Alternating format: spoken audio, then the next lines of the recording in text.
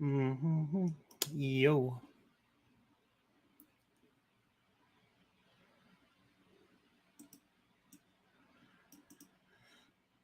Just letting people in.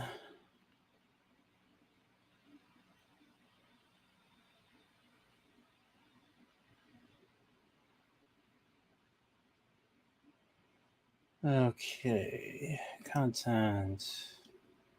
Live.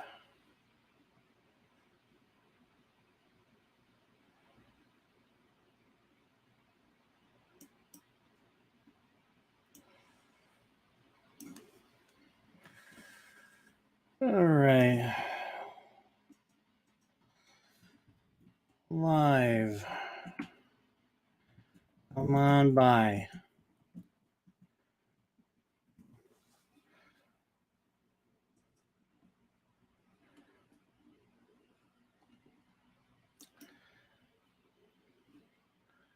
And then copy.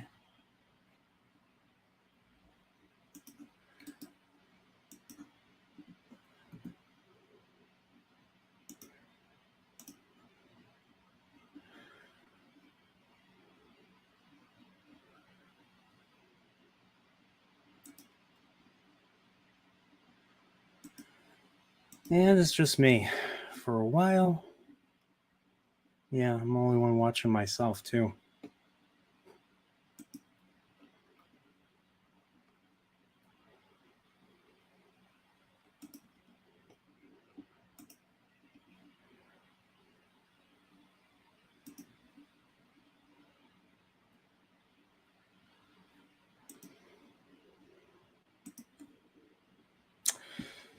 All right, play the waiting game, and then what am I going to do in the meantime?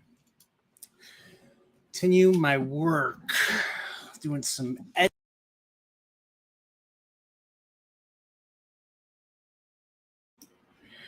All right, let's give this a whirl. Let's give this a whirl. All right, Wheel of Time, chapter 31.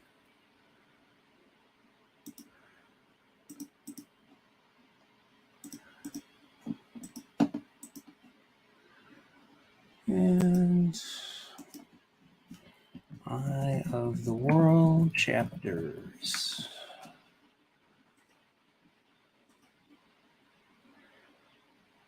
Rand, let's play some music. I'm bored.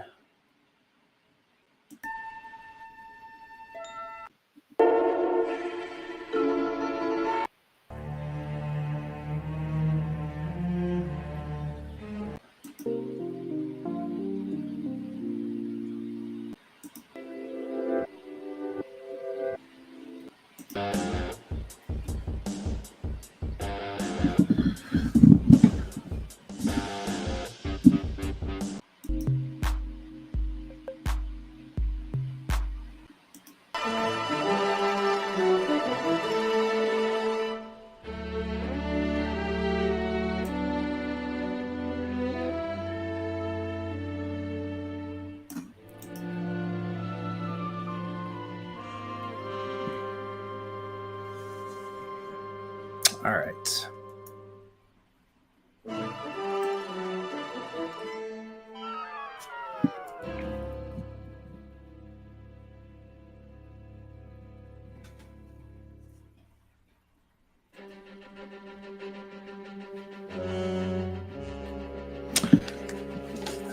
Great scene. Great scene. Great scene. Phaser on overload in the captain's quarters. I love the build up here.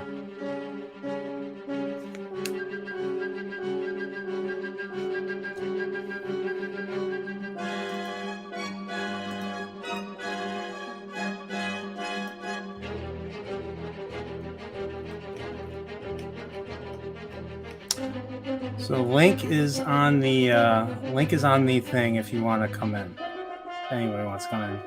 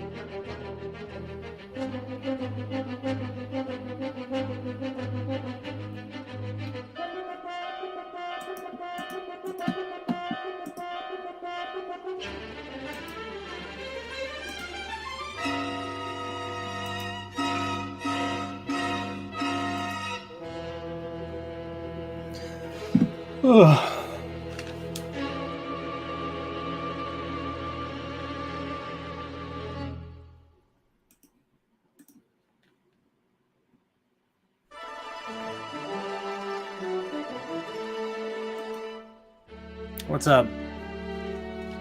Hey Nas, how you doing? It's just me in here. I don't know if people. I mean, I'm gonna stay on for a few minutes and see if people want to come on. Looks like I don't know. Well, it's holidays, and who knows? I did message people. I was pretty communicative, so we'll see. How's Thanksgiving? How's your Thanksgiving? Did you do anything? So I made. I did. So I did was I made opening for tomorrow's thing. And we can make it if we try. Yeah.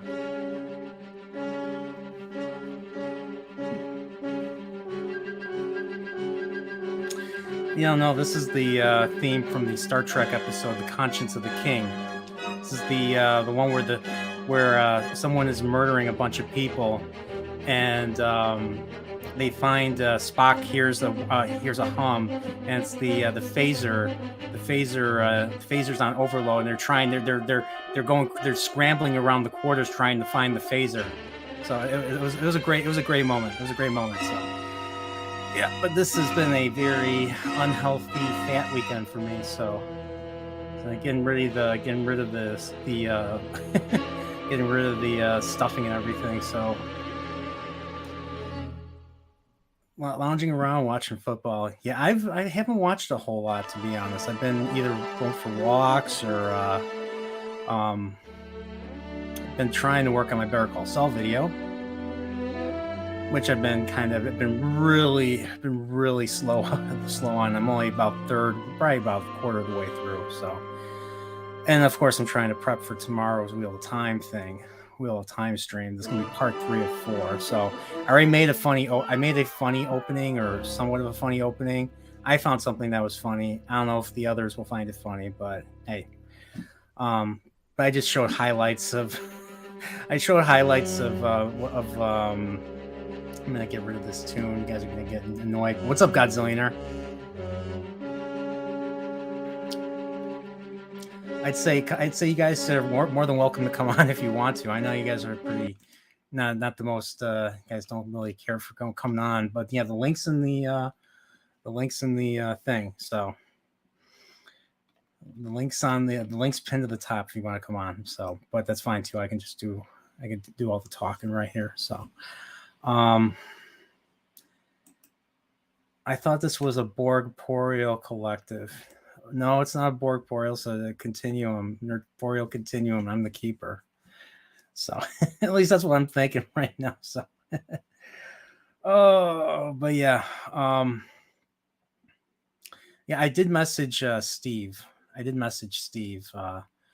And yeah, I mean, yeah, you guys know because of the link. Put the link here. So this is unlisted, so only members can see this stream. So I'm not going to really put it on anywhere else. So, but yeah, people are. I mean, it's busy time tonight, so I wasn't sure if it was going to work. It was a lot of fun doing Steve's thing last week. When we were just on, we were chilling and everything. Heck, Max comes by. I brought freaking donuts too. I'm not going to eat them until somebody comes by or something. So, I'll pitch a topic in the meantime. Which development studio do you prefer and why, Bethesda or BioWare? Oh, that's a good question. I mean, it's been a while since I played either of those studios, but Mass Effect 3 was a real big burn for me. Like, I was pissed when I played Mass Effect 3. I played 1 and 2. I literally played 1 and 2, and like I played 1 and 2 right before 3 came out. So I just came off of playing 2 for the first time. 2 was awesome. 1 was awesome. 3 was awesome until the end. They like it was like it became a trend after that to not make the landing for anything anymore. It's like developers don't even try anymore. They just file it in. So, but yeah, it was just like 4 different endings were just basically the same ending with 4 different colors, and it was just there was a lot of unanswered questions, and it just. They were setting up a fight. They were setting up a battle between Shepard and the main Reaper. At least I think it was the main Reaper, Harbinger. And they didn't do it. Like, there was a moment in the DLC of Mass Effect 2 where Shepard is talking directly via hologram to Harbinger. And it's like they were like setting up a battle, kind of like they're setting up like the Jon Snow and the Night King in Game of Thrones. So you were expecting something like that, and you're expecting an awesome space battle. I mean, there was a space battle, kind of cutscene, and you go down to the planet, and then all of a sudden you're on the Citadel again, and then the Citadel says, this secret ancient weapon that can turn off or turn on, or you have to make the decision what to do about the Reapers and everything, blah, blah, blah. So, I don't know. Yeah, I mean, Mass Effect 1 was the most RPG-ish. Then it became a third-person shooter after that.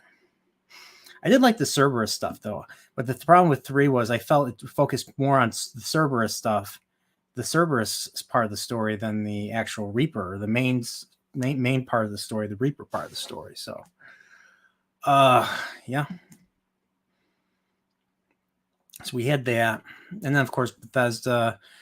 You have freaking, you have Skyrim, you have Fallout. I mean, the only Bethesda games I played was Morrowind, Oblivion, Skyrim, Fallout 3, Fallout New Vegas. Will I play Starzone? I have no idea. Starzone didn't really look that impressive. It's supposed to be this space RPG. I don't know if it's gonna be like KOTOR. You're going to get to go to thousands and thousands of planets. How many of them are copy paste? That's the question. So we got 3 people here. I mean, the link is pinned if you want to come on and talk, I know not everybody likes to come on, but I don't care. There's no, I mean, other than members, no one else is going to see this. It's not going to be, I'm not going to ever release it to the public or anything. ME2 was a lot of fun and he had good side quests, but it wasn't God's gift like a lot of reviewers felt like. Same as Modern God of War. Modern God of War was okay. I really liked that one quite a bit. We got DJ Ronnie G's here. What's up, DJ Ronnie G? How you doing? I don't hear anything. 1 second. Why can I not hear anything? Your members are very judgmental. I'm on a different setup right now, so I apologize. Who the hell is lurking in the chat on a member stream? That would be DJ. That'd be DJ Ronnie G right here. So, alrighty, I can hear you now. What's up? How's your Saturday? How's your Thanksgiving? Saturdays are always a little depressing for me because Saturday is like my Sunday. When you're a kid and you got to go back to school on Monday and then you're moping around at the house on Sunday because, your weekend is coming to a end. Yeah. Yeah, that's my Saturday. But it was a good weekend. It was a good Thanksgiving. I visited my cousins and, I had a pretty good dinner. I still need to, I wish I brought home more Italian pastries because I promised to bring some and I didn't have enough to bring, so I'm sorry I didn't bring you guys any pastries tonight. But yeah, you got some Napoleons, you got your cannolis, you got all of that stuff. How was your Thanksgiving? Same as usual. I usually cook the dinner, I don't know how if it's some way I make stuffing, but I always feel like crap after I eat it. So I don't know if it's the onions or if it's the celery or it's the bread or it's a mixture of the both. Maybe it's the turkey. I don't know. But I ended up just going. I've been going for a lot of walks the last couple of days. So That's good. Do you put bouillon in your stuffing or anything like MSG or containing MSG? No, what I do is I actually put the fat of the turkey in. So when I cook the turkey, I actually spoon up some of the drippings, and I put into the stuffing or the dressing that didn't make it into the bird, because I always make more than enough, because there's only so much room you could there's only so much room inside a turkey. So whatever doesn't fit in the bird, I just I take some of the drippings and I put it on the dressing to make it taste like the stuffing. So Sounds pretty good. yeah, I'm actually gonna go outside my comfort zone for Christmas. I usually always make a turkey for Christmas as well, but I think I want to do something totally different. I mean, something totally different.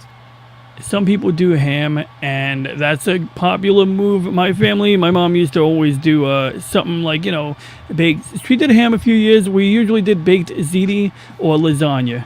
Baked ziti.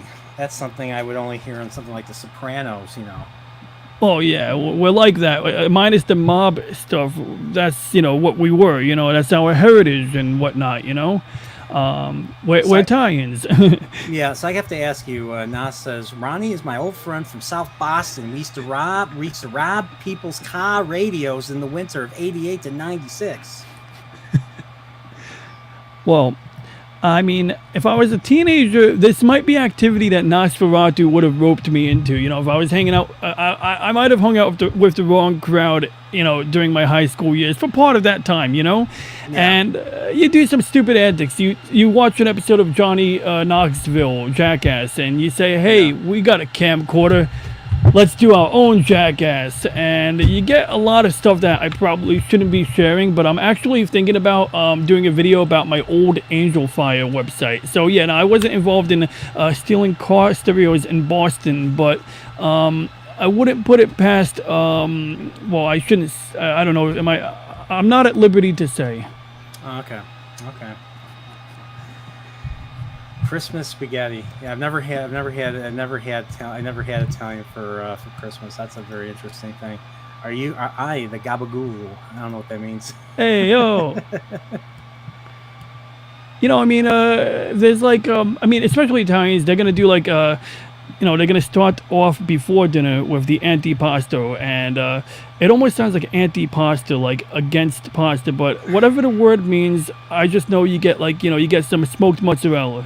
What makes the antipasto, or is it just like is like just pickled vegetables based on like? Because I go to a few Italian delis, and that's kind of how they have their anti-pasta, salad or whatever.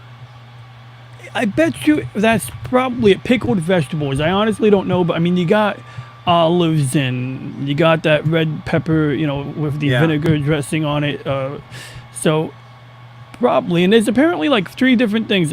You got antipasto, antipasti, and antipasta. So I mean, some Italian I am. I didn't even know there was a distinction. Dark side searching for the anti-pasta equation. I'm assuming this is about this is Darkseid from Justice League.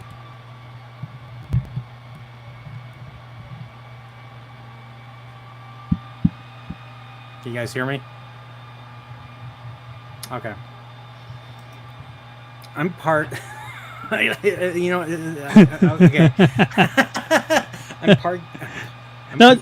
I'm part Guinea, so I can communicate with Ronnie. Yeah, that's yeah. I didn't even know that was a slur until one of my friends said that one day. I mean, like, I didn't know it was a slur. My mom used to call me a stubborn little guinea all the time when I was a kid, so I just thought it was like, a proper endearment. Yeah, that makes sense. So yeah, what's going on my end? And prepping for. I'm having a stream tomorrow. Doing another Wheel of Time stream. Oh, so I mean, how does that work? Like, if I watch it, am I gonna get spoiled, or should I like rush through the book? Should I play the audiobook at like 2 times speed right now? Can I save myself? You definitely should read the audio. You should definitely read the book because we do talk spoilers. So yeah, why am I reading Wheel of Time right now? Well, I did read the first book a while ago, but because I came off of reading something like Song of Ice and Fire, which is more grimdark, more adult, more bad shit happening compared to, or it's much less tame than, let's say, something like Wheel of Time. So you would read Wheel of Time for if you wanted something more, I wouldn't say go as far as say wholesome, but more like Lord of the Rings, I guess. Okay, because I mean, yeah, I'm picturing now when you said Ideas of Ice and Fire. Is that like, the one with the dragon, Game of Thrones? Is that related, or okay? Yeah, so I know that's the Song of Ice and Fire series is Game of Thrones and all the other books. So more adult oriented. Yeah, so like one thing about Song of Ice and Fire is that they kill off characters. They kill off especially characters that have been set up to be regular characters. And so it's a big. So when something like that happens, you get super. At least when I read it, I got super invested in like the kids and everything. You wanted the kids to get some payback. You wanted the kids to there would be some sort of justice. That's kind of what you wanted to see. And of course, as you keep reading, Song of Ice and Fire, it doesn't go quite the way you expect it to. Well, Wheel of Time is very different. I mean, Wheel of Time can be violent too, but Wheel of Time is very tame. Like, they don't really go out of their way to kill major characters, especially the first book. So I read the first book. Now, the first book is still a very interesting world, but I wasn't nearly as interested in it as I was with Song of Ice and Fire. I wasn't nearly as invested in it, and plus I didn't know anyone else that was reading it. I just read it because I was looking up fantasy series, and it was Wheel of Time was recommended by a lot of people. But I read it, and I'm just like, I barely remember what happened in the book. So, I mean, I'm like literally chapter 1. I was actually pulling it up on my phone when I knocked over a VHS stack, and I'm like literally. I got 29 hours left. I'm in the middle of chapter 1. So, so far, I mean, it seems like there's some. I'm trying to pause this, and I made it louder. All right, there we go. What was that? I have to ask. Which one? The audiobook? No, what was that? That was on? Was that a show? Was that an audio? Yeah, no, that was the audiobook. I went to lower the volume, but when you hit the volume rocker and you hit the wrong button, you hit the plus button, like you're like, okay, gonna lower it. So you go to hit the low button. Instead, I hit this button. Yeah. To be surprised to find the poll. And then I got that. Oh, yeah, that's the one I got. That's the one I got. That's the audiobook that I got too. So I'm kind of going between. So when I'm out for a walk, I will listen to the audiobook if I feel like it. Sometimes I just like to listen to music because sometimes music is better, in my opinion. But if I have a clear mind and I can fully pay attention, then I will listen to the audiobook. Because the thing is, if my mind wanders, then I have to like rewind back to a certain point. Where like, okay, how did it get to this? How did it get here and everything? So, so we got someone else in the, we got a lurker. So Godzillionaire is here. You're here. There's a fourth person here. Who's the fourth? I wonder who the fourth person is. Hey, hit the joint, hit the thing. It's pinned. Come on, join the chat. So I do audiobooks on my bike sometimes, and I have to often pause and rewind. So what I've been doing is I'll usually pick something cozy, something I've read already, like Hyperion. I've read the Hyperion Cantos a few too many times, but at this point, I'm not missing anything if I miss something while listening on my bike. Okay. I've heard nothing but good things about Hyperion. Dude, the Hyperion Cantos. That's Dan Simmons. Dan Simmons. And a lot of people on one side of the aisle don't like him, but it's because they have their prejudices and they basically, cherry pick certain quotes of his. But let me just say it like this. I wasn't into recreational reading before 2017. I would read, maybe a few technical manuals and things with pictures. And I would, read some stuff, like historical stuff, but I felt like fiction was a waste of time. And then one day I'm on Quora, and I'm trying to get an answer to the question: how do inertial dampers in Star Wars and Star Trek work? I mean, this it's obviously hand wave science because they need a technology, a MacGuffin device to make the ship not kill the crew.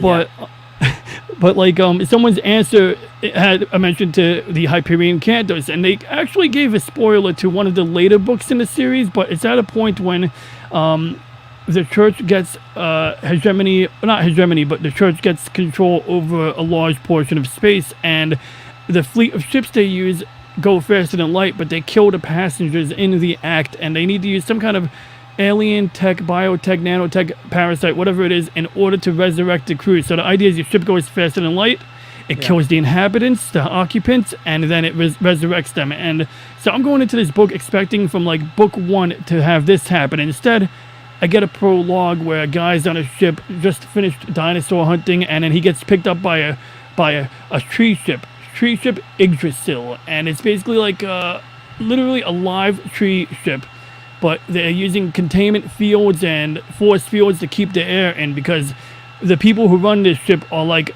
a weird futuristic group of naturalists. Like, they love nature, but they also have no quip about using genetic engineering to make a really hardy tree.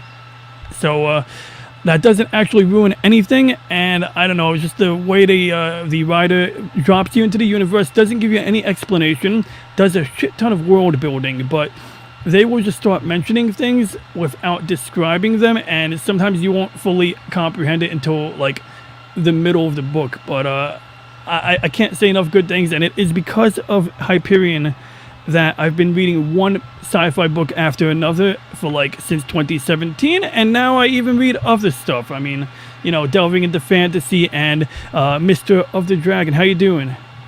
Hey, why does it sound like somebody's vacuuming? Yeah, that's my server. This is my you're vacuuming with your server? Yeah, my server rack is doubles as an air filter. Like it's got like 10, 12 hard drives inside of it, and these really loud fans. And here's what's happening. I have an audio filter I usually use, but it's not. I'm not running through OBS audio filters right now, so we don't get that voodoo magic. Hey, what up, Matt? You guys. What's up? Put the microphone What's up, guys? So this is a middle-aged Saturday night. What we all do now? Just stream now. Yeah, just I'm just chilling. I'm stealing. I mean, I'm stealing Steve's idea. He did this last week, so I'm doing it this week. So I don't know why I'm your thumbnail, but because I needed a picture. You were the first. You were the first one there. So okay. Is that how it works? It's probably scaring everybody away, bro. It's a little serial killer looking. It's not scaring anybody away because it's unlisted. So only people that can see it are members. So. Right, so it's probably scaring all your members away. They're like, yeah. So Steve, I made I made the opening for tomorrow. Yeah, I saw you said you did. I didn't. I haven't responded just because it's been a sort of weird day. But what? Yeah, what I mean did you do? now I'm a member. Now I'm a member of your son's channel. Donkey Kong Chill Things. I'm going to keep calling it. There's nothing. Yeah. It's not DK. Yeah. Donkey Kong Chill Thing. Yeah. He had a good stream today. He had like 17, 18 people watching. It was a good deal. Wow, really? 17, 18. Wow. Yeah, it was a good deal. So I did not get much far. I mean, I got like a minute inside of doing Better Call Saul for. I got a minute ahead, so I'm 4 minutes and now. So I am really taking my time on this one. So, well, it's a passion project, right? So why wouldn't you? Yeah. Then I'm lazy too. I have not watched. I don't know that you're lazy, man. I'm lazy. Everyone's lazy. So, on chapter 42 now of Eye of the World. I just finished chapter 41. So they're all reunited. They're all reunited, and they're reunited, and they got cover your ears, DJ Ronnie J. I know you haven't read it. They cover and what's her name is treating Matt for his weaponized rage. I'll call him his weaponized rage. Eladia? Moraine, yeah. Oh, Matt. So weaponized rage, because he has that weapon. He has a particular weapon that he got from a place, an evil place. Mm. Yes, So. Shadar Lagoth. Yeah. Yeah. Yeah. Camelin was good stuff. It's one of the best scenes in the book. But yeah, I guess when I got here, and so I was hoping Max would come by so I could show this, because I stopped by there just for the sake of this. So just to get donuts, huh? Not Mags just I think Mags is doing something on her Discord. If I'm correct, is she? She's watching something. I thought I saw a notification go out that she was watching something, or maybe that was just an advertisement for a later deal. I don't know. Yum. I've been getting all kinds of notifications all day that I haven't been able to talk about. Sorry, it's been a weird day. But yeah, I'm sort of out of it. Okay. Sorry. Yeah. So am I. It's gonna be a short one. So Matt, how's your holiday? It's an actual quiet, cream but, donut, too. Holy shit. Trapped at home in a sense because of disability, and no one lives near me, so I just started to do my own thing now. Okay. He's got a Boston cream. He went nuts. It's a member stream. Had a Boston cream. He had a Boston cream. Had is the it's not Boston. It's an empty cream now. It's gone. So I ordered a donut. I ordered a single donut, and because it was late, the guy gave me another donut. I was just like, really? Yeah, that's the best thing. You go when they're at like either they're like old and they're getting ready to throw them out. Like that was the best is when like whenever we were driving and we'd stop and it like Dunkin's to get like donut holes. And there was a certain time when they would stop serving them at the ones we were at. So if you showed up at the right time, they were just about to get rid of like a batch. Mm-hmm. They would just pile them in there. So you'd like order 20, you'd end up with like 60 because it just like be like fuck it. I remember one time they handed us like 5 baskets of them. Not 5. Yeah. It was like 3 or 4 because it was just like here. They're like, what the fuck? They're like, we're gonna throw them out anyways. You guys can have them. It's like, okay, works for me. Fuck it. When I was a kid, like in 15 to 20 and all, we used to know to like patronize certain fast food places, Dunkin' Donuts and whatnot. And when we were going for the end of the day, drunken runs, like at 4 a.m. when they closed down, we would just get batches and batches of stuff, like hamburgers and donuts and like just piles and piles of stuff. For free. Like you buy like $20 on. Oh, here, kid, take these other 15 donuts or whatever. What BioWare or Bethesda question? I haven't played many games from either one, so probably not. Yeah, that was Nas's question. So I was talking about that. It was just me and him. We were just talking about that. So the answer is probably no. I don't know. What was the question? I just talked about how I played BioWare. I was talking about my like Mass Effect experience and how so disappointed I was with Mass Effect 3 when it came out. I never liked any Mass Effect game. Okay. I don't know. It's not that I dislike or like. I just I haven't had much time for gaming lately, like in like that. You know what I mean? So I don't know many Bethesda games. I don't know, or BioWare. I think the last BioWare game I played was Knights of the Old Republic 2. That was actually Obsidian. Was it? BioWare did one, didn't they? Yeah, they did one. Yeah. BioWare, the games I would play from BioWare, like Baldur's Gate or didn't BioWare do and all that? Didn't they do the MMO, the Star Wars Old Republic MMO? I thought they did. Yeah, Knights of the Old Republic. Yeah, I did that. I played that. But... I never played MMOs. I never really understood the concept, and that's just how boomer I was. So like I knew people that played. I knew people that played like World of Warcraft in here college. I got suckered back into World of Warcraft. Yeah, I still play Warcraft, so Is that Mecha Godzilla? Oh hell yeah, that's Mecha Godzilla. That thing is so cool. I still have not seen the Mecha Godzilla. I only did. I think I just watched the latest I got in my Showa era collection was King Ghidorah, like Revenge or something. The first one or the second one? Probably the second one. The one where they're like on the moon or they're on another planet. I think that was the one of the aliens aliens combinate Monster Zero. Yeah, I think so. That's the second one. Holy shit! Yeah. Godzilla. They all have different names based on Nerdporeal. when you weren't. You know, this is Showa Mechagodzilla from the two movies. He was in, which is Terra Mechagodzilla and Godzilla vs. Mechagodzilla. Based on what Zach showed, I have to see freaking Shin Godzilla now. That movie looks frightening. Do it. Well, It. I It's will so good. caveat it's a very good movie, but it suffers a little bit from what the legendary films have, which is too much people.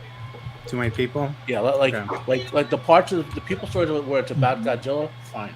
There's a little bit of a subcurrent of some other people's stories going on, and you're like, Yeah. come on, get back. You didn't like you didn't like the story of Millie Bobby Brown and how her mom wanted everybody to die and then she didn't.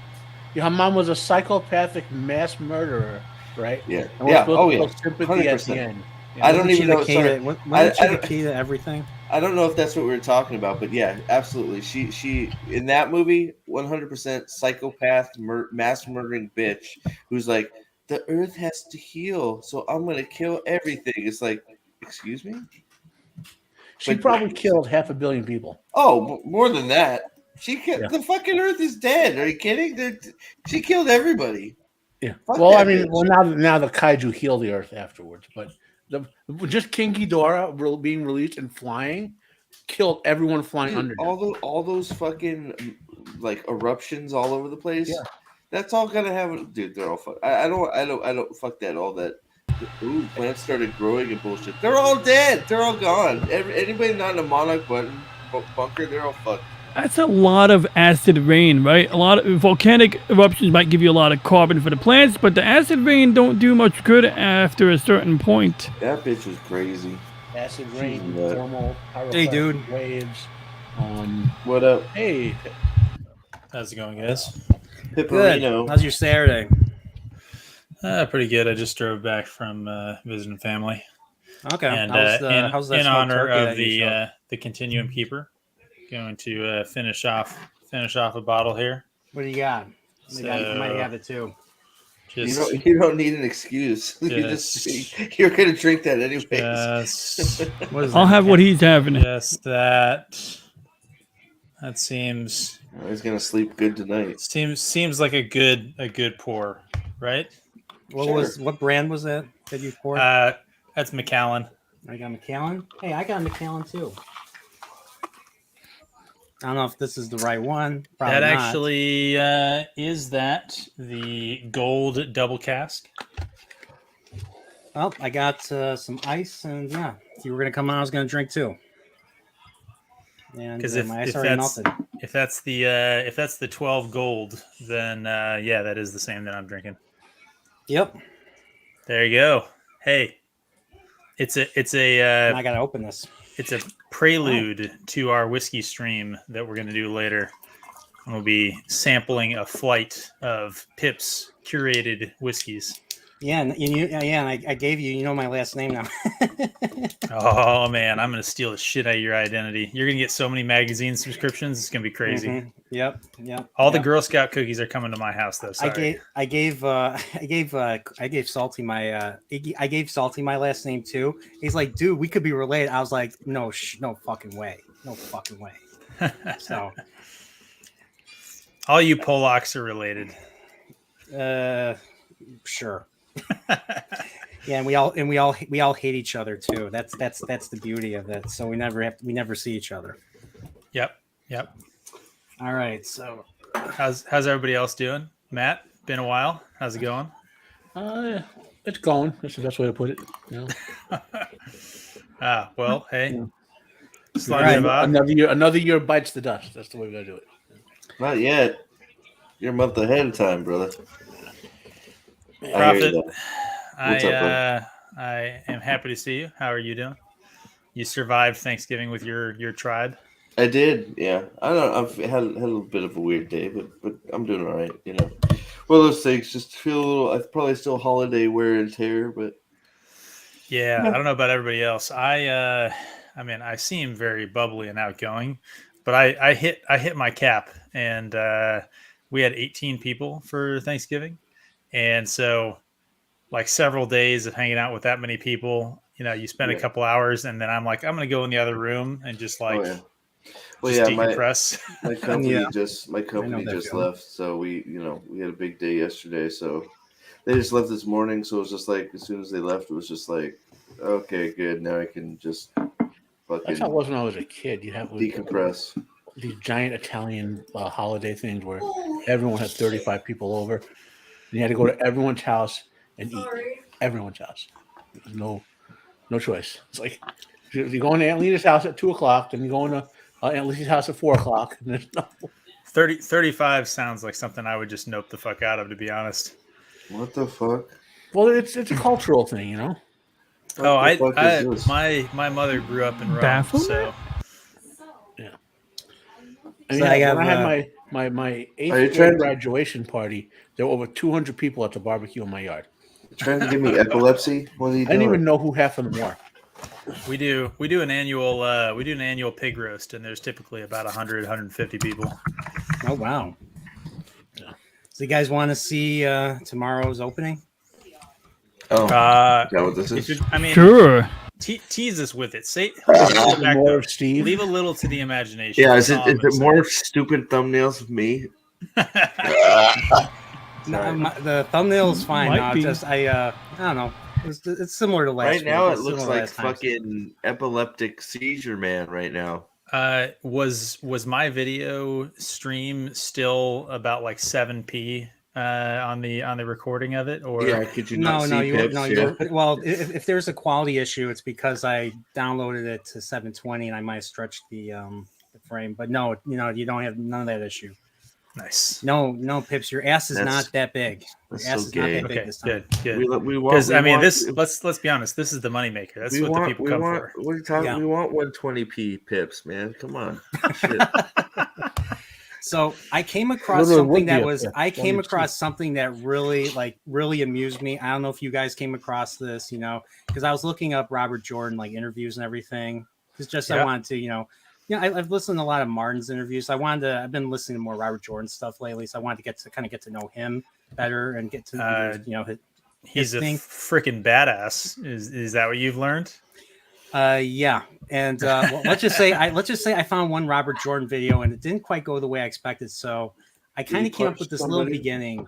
I crafted this little beginning, and I just wanted to show you guys this right here. Jesus So, fucking Christ. I Sorry. don't even think I shared the screen. Hi. Hi. Hi.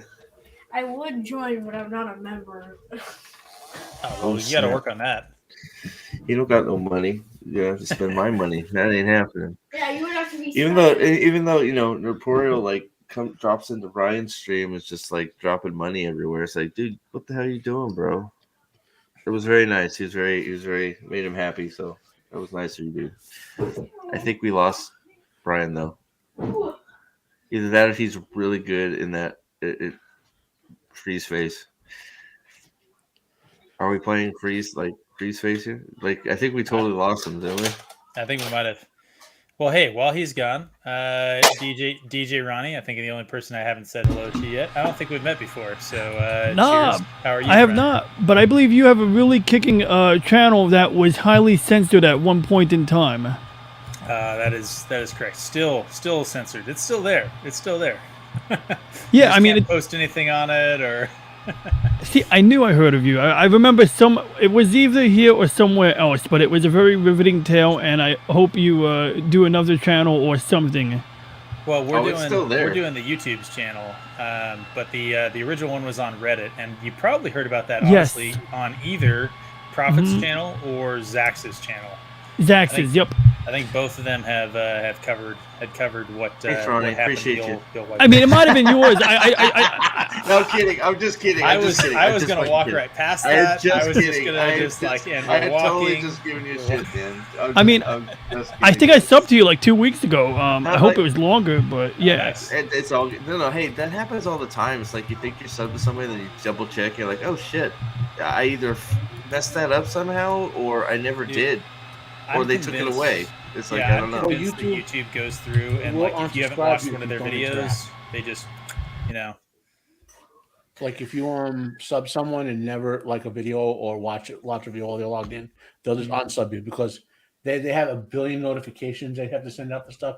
and they keep trying to cut down what they have to send. Fucking internet. Fuck you too, is- buddy. You call Burn me that the internet.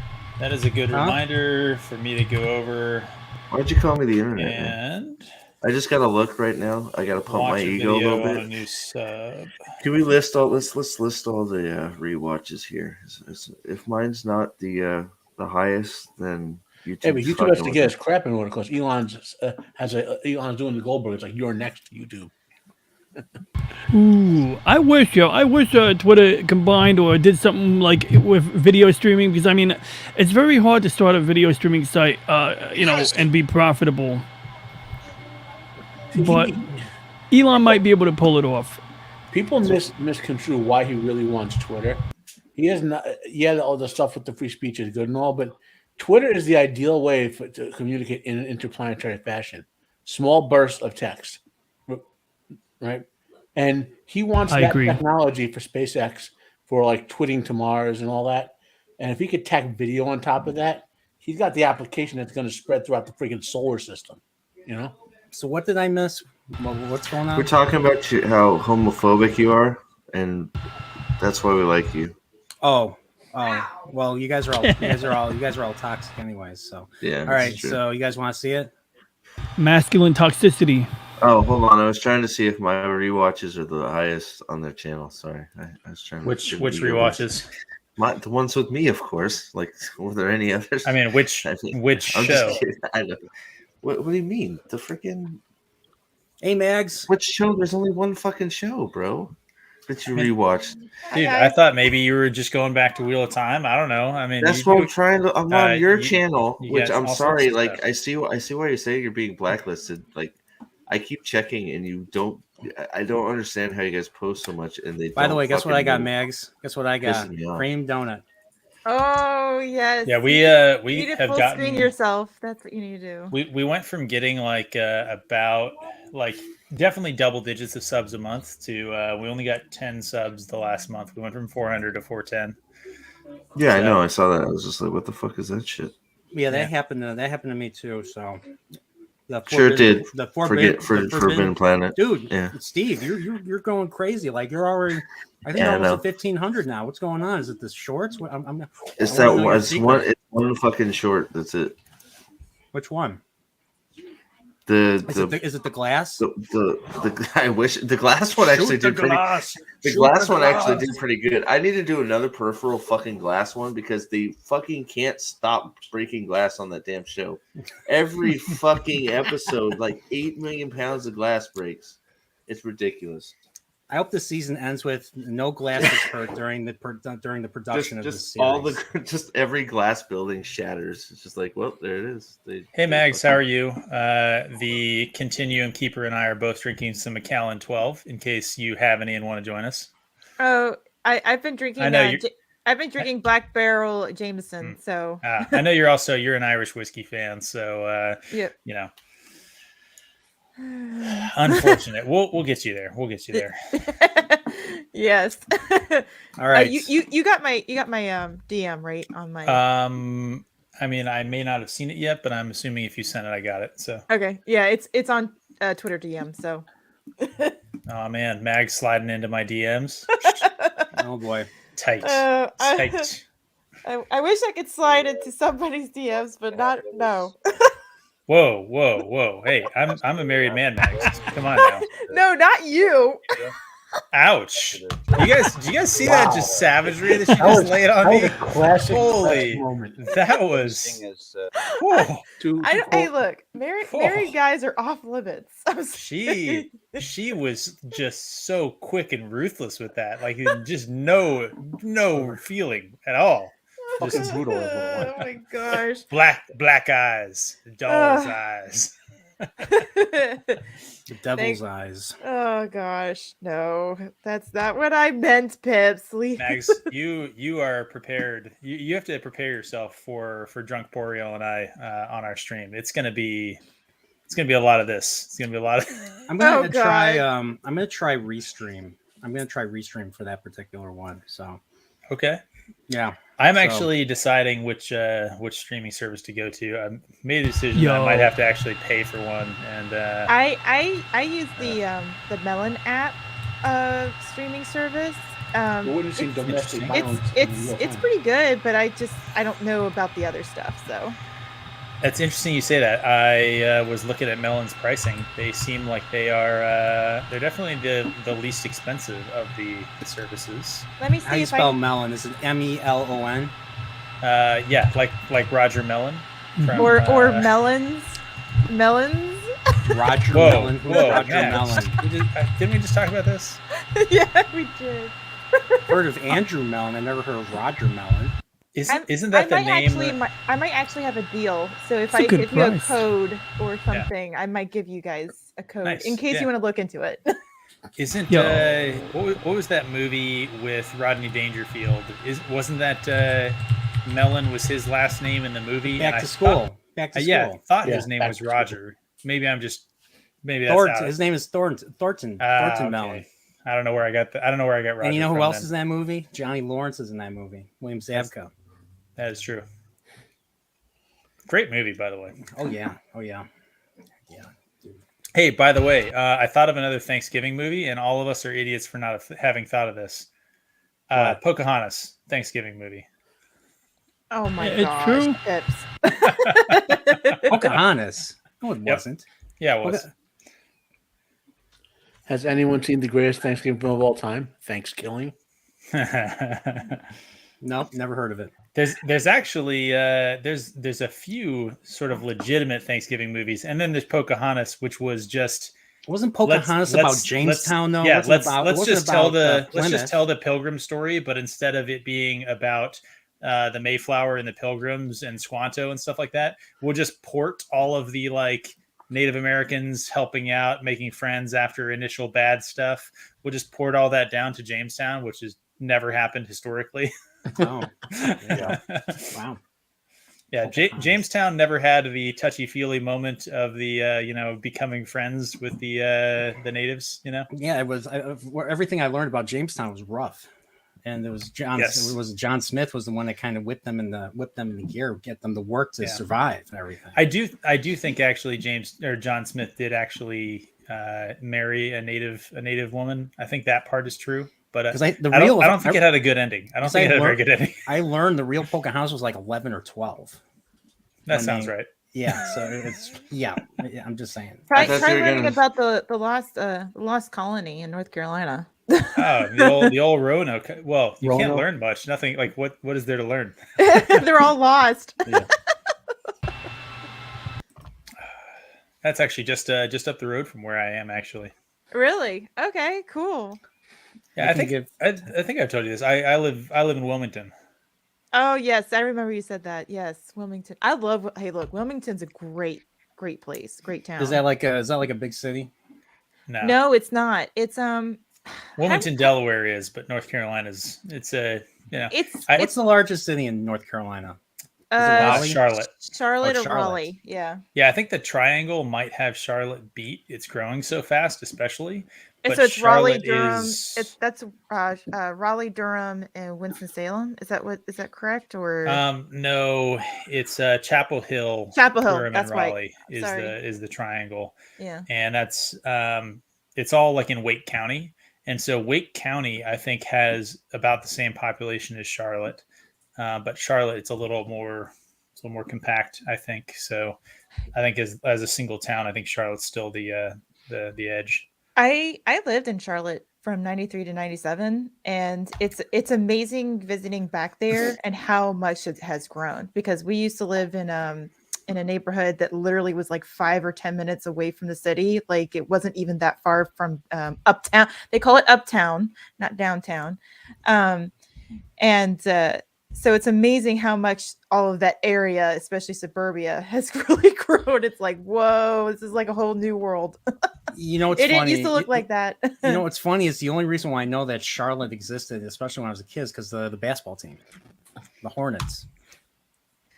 You know, Really? my dad had tickets to, because of the nature. I don't want to say who he worked for, but the nature of the situation, corporate situation back in the day. He had tickets to Hornets games as well as the Carolina Panthers games when they first were created, because we actually lived right next door to a conditioning trainer who I carpooled with his kids sometimes to school.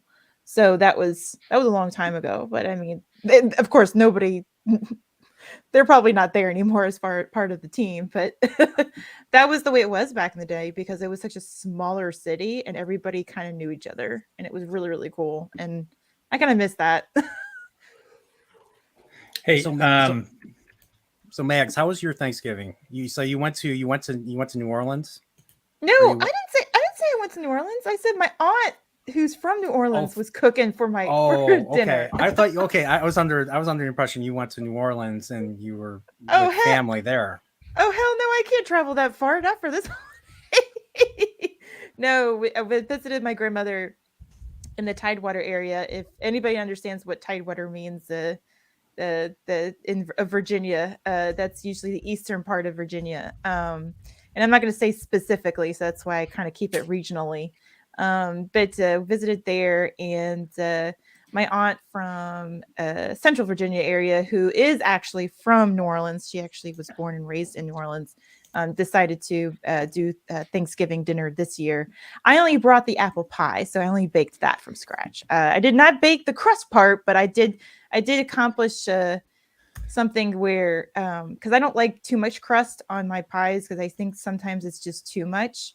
But I was able to use a technique for the store-bought brands, and be able to seal it better. Apple pie. Yeah. Well, I mean, that actually makes sense to me. I've heard that Mags is more about the filling than the crust. Yes. Well, I mean, the crust part can get so dry, and it's annoying, and it's flaky. Oh, get that little squeeze for the camera there. Come on, what are you half doing? an hour of you not eating it? Like you devoured 3/4 of the donut in one bite, right? And you hold it up, and then all of a sudden that little bite is left like half an hour later. How? Right. Here. He's a man of extreme control. Yeah, well, they gave their stale late night Dunkin' Donuts. So it's the only reason why I bought them was to amuse Mags, because Mags like, are you bringing the donuts? I was like, oh boy, I got her now. That is true. Oh man. All right. You want to hear a brief excerpt from some Robert Jordan? Absolutely. Sure. All right. So he was talking about a previously we'll say apocryphal kind of story, which had been circulating around. Basically, the allegation was that Robert Jordan, as a door gunner in a helicopter in Vietnam, shot down an incoming RPG. So like RPG shot towards him, and he like shot it while it was flying, caused it to detonate early, and apparently got the nickname Iceman because his veins were filled with ice. Yeah. But so he's describing this. He's like, all right, I think I need to. This is from his blog, which tons of great blog posts from this. This is from April 27, 2007. So I think I need to put a few things straight here about this whole shooting down an RPG and flight thing. First off, definitely comes in that do not try this at home, even if you are an expert. Oh, okay. So I like. I like his. So I like usually, his stuff though. Usually, when you went, the first thing I thought you were going to say is, "Oh, no, it was just a rumor. It never truly happened." But I like how you said, "Oh, it is true." Yep. So this is right before he died too, because he died in 07, right? He died like in September, I think. I can't remember if it was 07 or 08. 07 sounds right though. So he's going on. I'm kind of just pulling little snaps of it, but so I just happened to be laying suppression not far away from Mr. NVA when he took the shot. So it was only a small arc to cover, just a quick shift of the wrist. Still a lucky shot involved. When the pilot asked what happened, I just said an RPG went off prematurely. I figured he wouldn't believe what happened.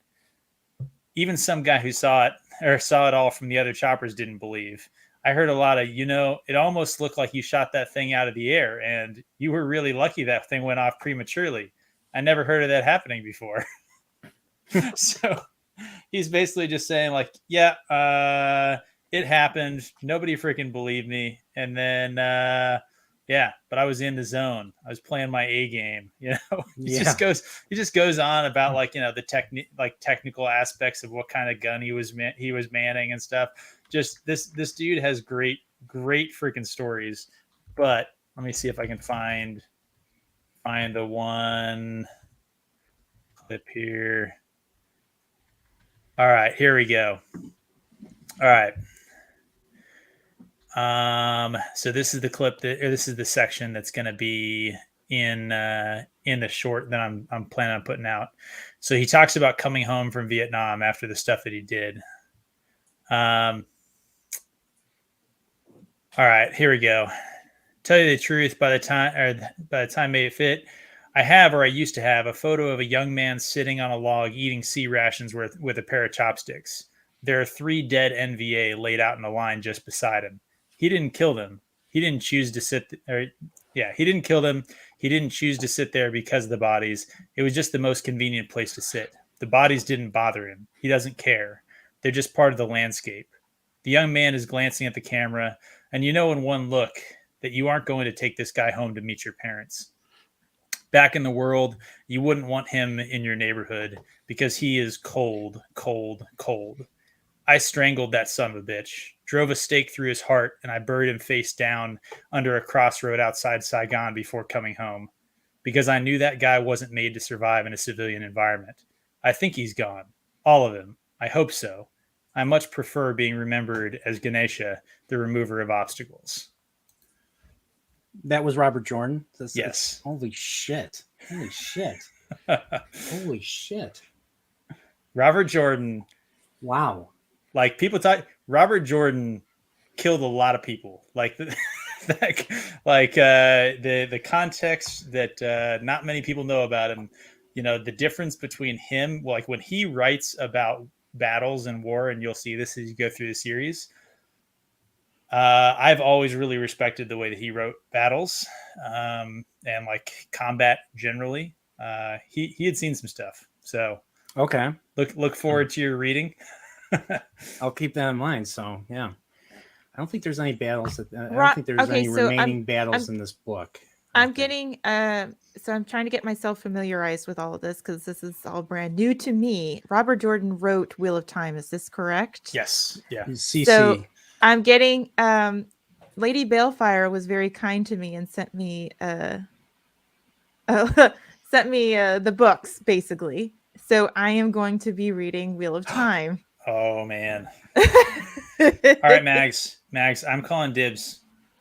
We have to talk some Wheel of Time. Okay. Don't talk to that prophet guy. He's a chump. Yeah, I don't even know where he went. He's gone. Yeah, he left. I know. He didn't bring the donuts, so it's not. So yeah. Hey, I got one. Hey, the guy gave me one more donut. You want it? Want it, Mags? I don't know how I can.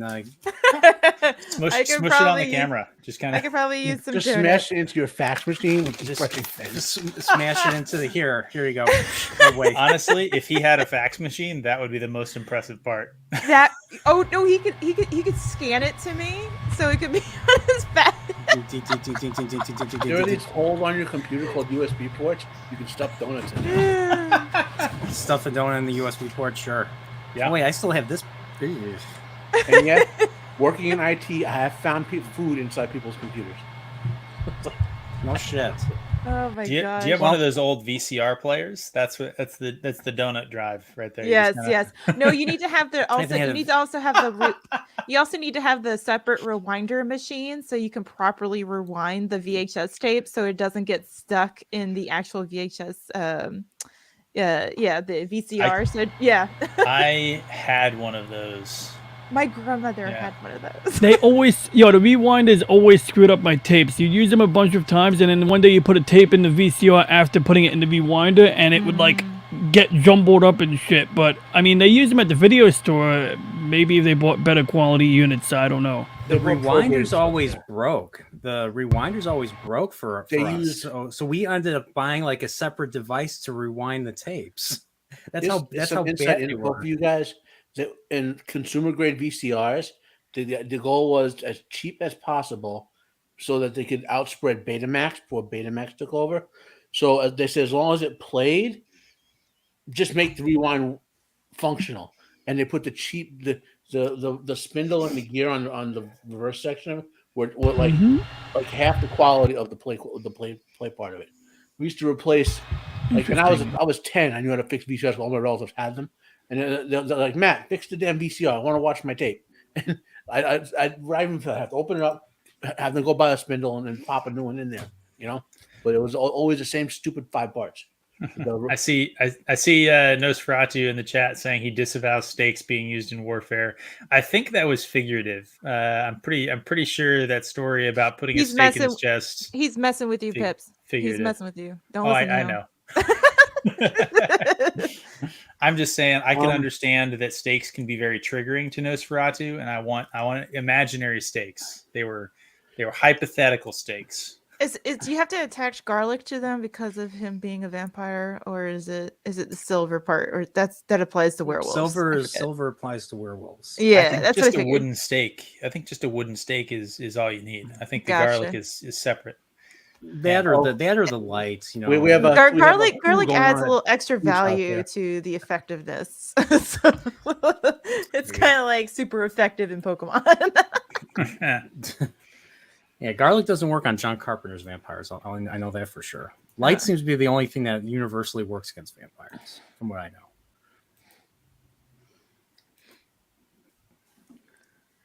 I'm not going to say my grandfather ever used a stake in World War II, but he did say to me once, Matt, there was a point on the beaches in Normandy when I would have used anything to kill my way off that thing. Anything I could find. Holy shit. Yeah, sounds about right. And he went on the second wave after they meat grinded the first one. You know, so. Yeah, I remember seeing Saving Private Ryan when I was a kid, and I was just like, "Holy shit!" Like that, like opened my eyes to the nature of warfare, just how chaotic it is and everything. So before that, war movies didn't really do that so much. Well, at least ones that I saw. So I didn't see. You didn't watch The Longest Day? I didn't see Longest Day. Yeah, I saw that. I think I saw that after I saw Saving Private Ryan, though. Actually, The Longest Day was the second movie on VHS that my family ever had me tape. That movie had like an all-star cast, if I remember correctly. Yeah, Sean Connery, had John Wayne. Shows a lot of what the chaos and the survival of a lot of these guys had to go through in terms of getting on the beaches of France. So I mean, and especially with different beaches, some beaches were a lot more horrific than others because they were stuck. Yeah, that's true. I'm sorry, I classic movie fan here. That's why I was like, wait a minute, Brian, let me talk about things that happened decades before Saving Private Ryan. Yeah, that's true. So my grandfather and others who have been, he's not the only one who went on the beaches. The thing they said the number one difference between most movies, Saving Private Ryan was as realistic as they've ever seen it, But prior to that, most movies that depicted it, the beaches, either didn't have enough dead people or didn't have enough like enemy fire trying to kill you. To express how much of a hell it was, Mm-hmm. Like there was never he said from the point you got off if you went in on the first couple of waves, he was the second wave on Normandy. So from the point that you left, you got within range of the guns, right? Because you were still in the water being shot at from emplacements, to the point that you got past the German lines. Mm-hmm. Constant fire, constant shooting. Even you hear bullets passing by your ear constantly.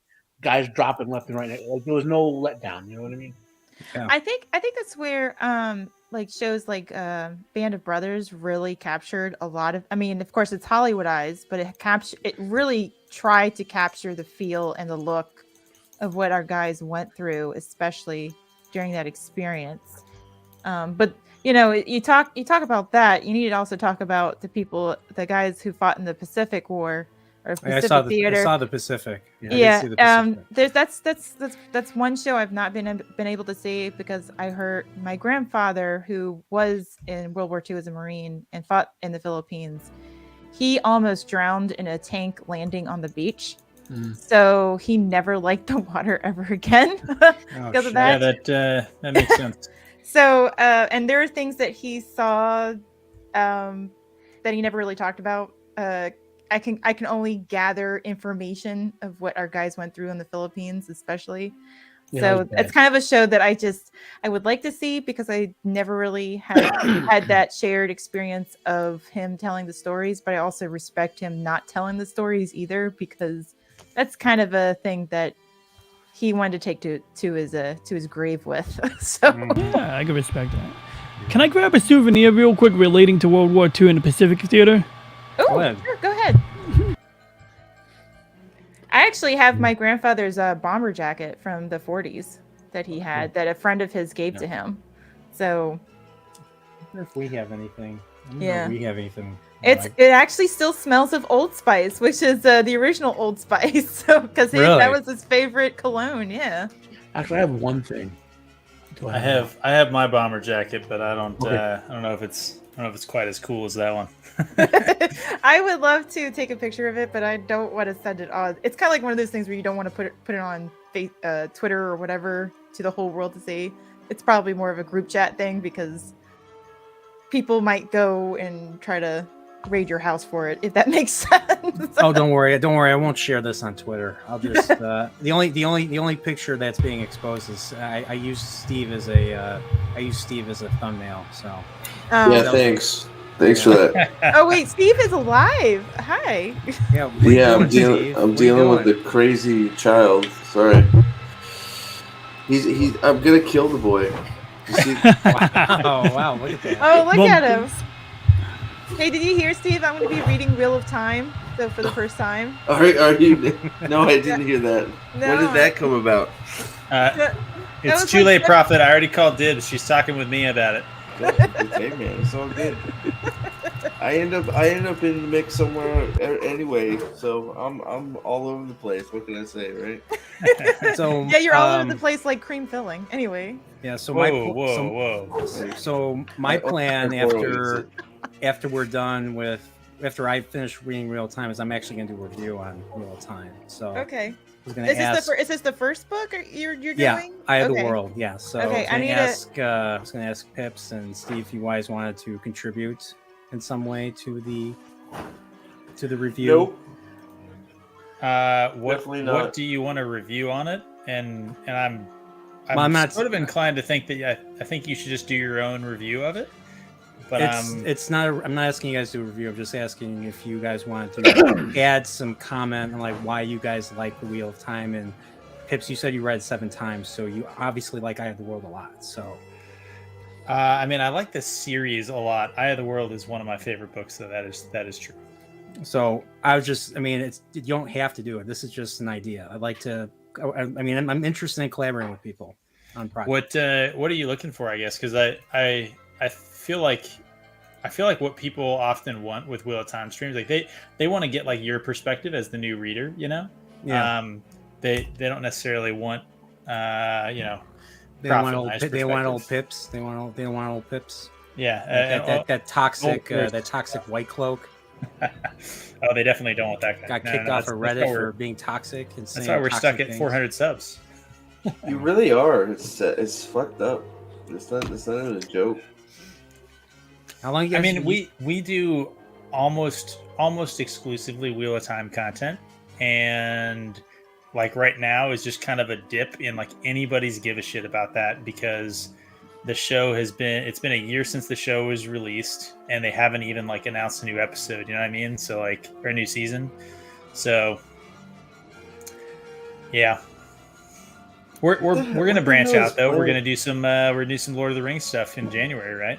Oh, Nice, hey, nice. if you need to have some commentary on, are you gonna do like Rings of Power stuff, or are you gonna do some just The book, more roasting the of that actual shit? Lord of the Rings. Hey, I'm So actually I'm planning- reading. I've been reading Fellowship, so I'm planning a four-part series for each book, Okay. and the first 3 parts are going to be kind of like Nerdporeal's doing with Eye of the World. So we're gonna do kind of a chapter section of the book and talk about it with a group of people, and then we're gonna do a watch of that one of the Peter Jackson movies, and so we're gonna do like a kind of a live stream, you know, watch it with us reaction, and then do a like talk about the movie.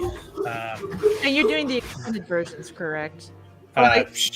Obviously, there's only one version. Yeah. Well, I know what you mean, technically speaking, the extended version, quote unquote, extended version, is the actual real movie. It's just they had to shorten it down for theatrical Okay. release because Yes. the theaters were upset about it. Yeah, so well, it's the movie and then the theatrical cut. Yes. People That's were both. bitching. I remember people were bitching about Return of the King. Like people literally got up to leave when it slowly What? dipped to black when Frodo and Sam were on that little island in the lava, the ring was already gone, and people were getting up to leave, and they saw that the movie wasn't ending. They got pissed off and they sat back down. I was just like, I seriously. admittedly, Return of the King, Peter Jackson didn't know how to end a movie. But it's not all his fault. The books are kind of like that too, where there's there are like a few you didn't like the ending of Return of the King. I love So the you'd ending of rather Return not of the see what King. happened to the hobbits? Like, I don't know. Like, What I'm I saying- wish they did more. Actually, I would have took another hour with I'm the just- scouring of the Shire and all that. I'm just saying that You each wanted of to those see the little- Scouring of the Shire. But yeah, He wanted more. He wanted the Shire to be more, or the Shire to be more scoured. Yeah, I think to be quite honest, the way it was ended, the scouring. I know people were upset. I know there are purists out there, and I'm not denying their validity and what they value and what have you. But I feel like because of there's so much density in the stories themselves that there's. I mean, you want to sit through maybe a 24-hour to 36-hour movie if that makes sense. I don't know how much more he could have put into those movies. And as far as an adaptation is concerned, it's probably one of the most perfect adaptations that we could have as far as us loving fantasy. And while, there are some flaws to some of the movies themselves, I don't think we'll ever get to that level of height ever again. They peaked then, in my opinion. And the Return to King, there's so much that happens in that movie in general. As far as battles are concerned, I don't know if the Scouring of the Shower it would have been The to Scouring me. of the Shower. Well, the Shire, excuse me. It would have been. I don't know. Like, I think we were all. It's exhausting, and I wouldn't say exhausting in such a bad way. It's not a bad feeling of exhaustion. It's that you feel exhausted along with the characters. They have gotten to their end. And it's kind of like, oh, here's another battle. And what is this battle for? It's kind of, I don't know. Maybe as an audience, it may not have fit well into that perspective. And I know there are purists out there that say, no, that should have been in there. And I understand their feelings on that one. But I don't know. It's not really the best. It's not the best one of the three. I think Fellowship is a remarkable film. And I think it's one of the, I think it's the best one in my opinion.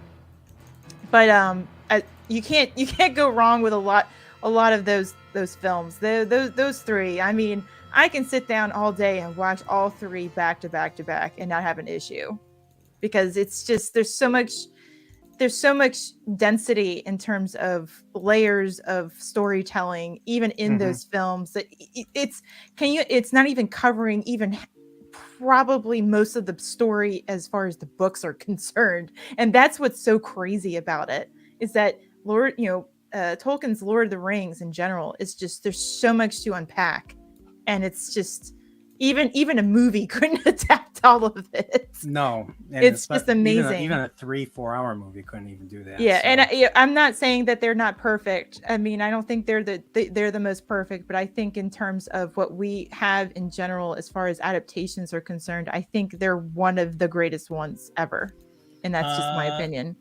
So adaptations specifically of like Lord of the Rings, or you mean like fantasy adaptations generally? I think fantasy adaptations as a whole, and I look at it generalistically because it captures the spirit and the heart of the story in general. And I know it doesn't capture every little detail that happens with it. So that's just, and I know that because I've read the books myself. So I understand that. Do you consider The Princess Bride to be a fantasy adaptation? I've not read the novel, no, so I can't speak to that. Okay. Because in my mind, the Princess Bride is the It's the is quintessential one. is the best one. But I Yeah. will Very admit close, that yeah. the I mean, as Princess far as Bride has book an and movie, unfair sure. advantage in that the book was written by the same guy who wrote the screenplay, and the guy who wrote the screenplay was a Oscar award winning screenplay writer. So there you go. So it's kind of So there is the that. gold standard is a very like unfair gold standard. It's funny because I never knew, it's not that I didn't know it was a novel, but the movie basically says, hey, this was a novel, from the very get-go when it's Yeah. when it's being read by Peter Falk himself. So it's like, Yeah. okay, this is a novel. This is based on the story. So And the funny thing is that I think it's an interesting example of like a like adaptation because it's not actually a perfect adaptation. So, for example, the movie has the framing device of the grandfather reading it. Mhm. The book has a framing device, but it's not the same framing device. Mm. And there's other changes, but like I do think it's a good example Mhm. of an adaptation in like kind of all of the good and bad, that like changes were made, but they were done where necessity required them. They were done in a way to like translate something that worked as a like written medium, so the framing device specifically, versus like what worked in a visual medium, right? So like the Right. grandfather reading the book to his son, like, and him like playing video games and stuff like that was kind of a funny, device that they used for the story. So I think it is unlikely to ever be topped as a way to like translate a book, but it is cheating. I'll admit that. Yeah, so it's funny because something that I've learned along the way in terms of listening to critiques and reviews and what have you. And I don't say that they're the perfect example in this regard in terms of criticism and also feedback and kind of what have you. Anyway, but one of the things that I love about people like Mahler and the Every Frame of Pods community is that they discuss it. They have a conversation about what makes a good adaptation and what is an actual bad adaptation. A lot of times it could be that the source material itself. I know we talk about this, but the book itself may not be the best storytelling, but then the adaptation could be so much better. It's kind of like. Now, I'm not saying that's like that today, but they have these discussions constantly of what makes up, and they keep defining terms on what, all of this is. And it's I think I can't remember which EFAP it was when they were doing this discussion, but I think maybe it was EFAP 93. It was way back when, in their earlier years, but. They set a standard where, or at least they tried to set a standard, because part of their understanding of discussion is setting terms and setting standards. And I know it's not always going to be perfect because we're all human in how we have standards, but it's trying to figure out where everybody is on the common ground in terms of defining terms together.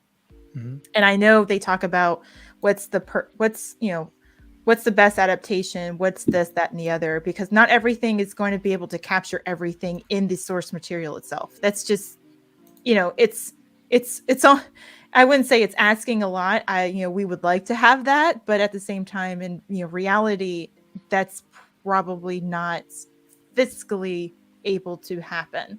So you have to be able to capture the spirit of it, or at least get some of the material in line with what's going on. And that's why, I'm kind of in agreement with them in terms of how they view Lord of the Rings. Even one of their staunchest, biggest Lord of the Rings readers, he no longer is on YouTube, unfortunately, and I kind of miss him. But he criticizes Peter Jackson, but he says, the Lord of the Rings movies that he created are probably one of the best ones that we could possibly ask for as a fan base. So Who was this that said that? Dishonored Wolf, or Wolf. Oh, I remember him. It's been a while. I remember him. Yeah, he loved Lord of the Rings. I mean, I wish he was around for Rings of Power, because Lord of the Rings, he would just go ape shit. So let's just put it that way on Rings of Power. What was it? I don't Star wish Wars the that power broke in him or anyone. something? It's No, funny. I think our rewatch has mentioned Dishonored Wolf. really? Yeah. Mike has No, mentioned him. he Rags and Mahler were like the original trio of every fan of Pause, and yeah, I think in general, I think The Last Jedi broke a lot of people, Brian. I'm just saying. But see, even Kyle in the chat here, he says, I remember Wolf. See, everybody remembers Wolf. I miss Wolf because I would love for him to have, because he would roast the shit out of Rings of Power. You think, okay, I love everybody that's in the community of Lord of the Rings who know Lord of the Rings, but let me tell you, this dude would have gone ape shit and it would have gone viral. Like seriously viral. So I kind of I would have missed his take because he was ready for it. He was like, I remember when it was announced at Amazon, it was about 2 or 3 years ago or something. I can't quite remember how far back it was. Like 2017. Yeah, it was a while ago when I was like, are they actually going to remake those movies? I'm like, why would they do that? He actually had questions then, even with was the the people plan. that were already He never on board watched it. then. He already had questions. He was like, something's not right. So he was already questioning it. So Yeah. oh God, I wish he's I read. I wish he could have his takes, but he just hasn't been around since EFEP 100. And I never knew that. I mean, I don't know. I'll be honest. I've only seen Princess Bride because a buddy of mine, a buddy of mine, let me borrow his DVD. I never knew it was a freaking. I never knew it was based off of a book. I didn't know it was a book adaptation. I read the book when I was a little kid, and I was like, "Oh shit, they made a movie." That's all. That's why I discovered Mandy Patinkin. He's one of my favorite actors. Oh, unfortunately, he is. He's gone a little political, but he's drank the Kool-Aid. Is that what you're saying? You have to ignore Mandy all of Patinkin. that, okay. He honestly, the unfortunate thing, the entire cast of The Princess Bride, like, came out and made a video. I want to say it was maybe Ted Cruz made like a meme or like posted a Princess Bride like GIF or something like that, and they came out just to make sure that he knew that everyone in the cast thinks that he's an asshole, and basically the cast members all saying like fuck Ted Cruz or whatever, which is like, hey, do I like Ted Cruz like particularly? Like, no, not really, but it's unfortunate when actors decide that they, with their dropout high school education, should be telling the rest of us how to feel about complex political and social issues. The majority of authors and actors and whatever, they're like 75%, they're all left leaning. So I learned a long time ago that just ignore them. Like watch them in their movies that they do for me, read the books, and ignore the real life, because the stupid stuff they say that is like they're not even honestly political. They're robots. Like the people who just like there's people on the left who I could argue with, who just I might disagree with or whatever, like say Jimmy Dore or someone. But yeah, there's people on the left who they're like in that cult. They say that they get their information from one place. Anything that challenges their worldview, they have a belief system, not an actual thought system. And a lot of celebrities are like that. Yeah, I mean, you should see Star Trek actors. Like, it's just they're so insufferable. Gene Roddenberry was a communist. I mean, what he did to Next Generation, like the whole total inversion of Star Trek with, and don't get me wrong, I love Next Generation, but Star Trek became space communism. Yeah, and the Orville kind of took that a step further in its I'm going to say series finale, New Horizons, because that's all that was basically the B plot, was them explaining to a laywoman how their system works, which doesn't really work. Which doesn't really work. Only in like a fantasy land would that work. Star Trek is not really a postcard from society. The Orville is. They literally have machines that will make every single product. So when you get to that point, you don't have communism or capitalism. You just have oh, I'm hungry. I want a hamburger from Venus. And you just get a hamburger from Venus. Like there's no. It's like That was, it's like the that was Jetsons. You open up a pillbox and it just appears. You know.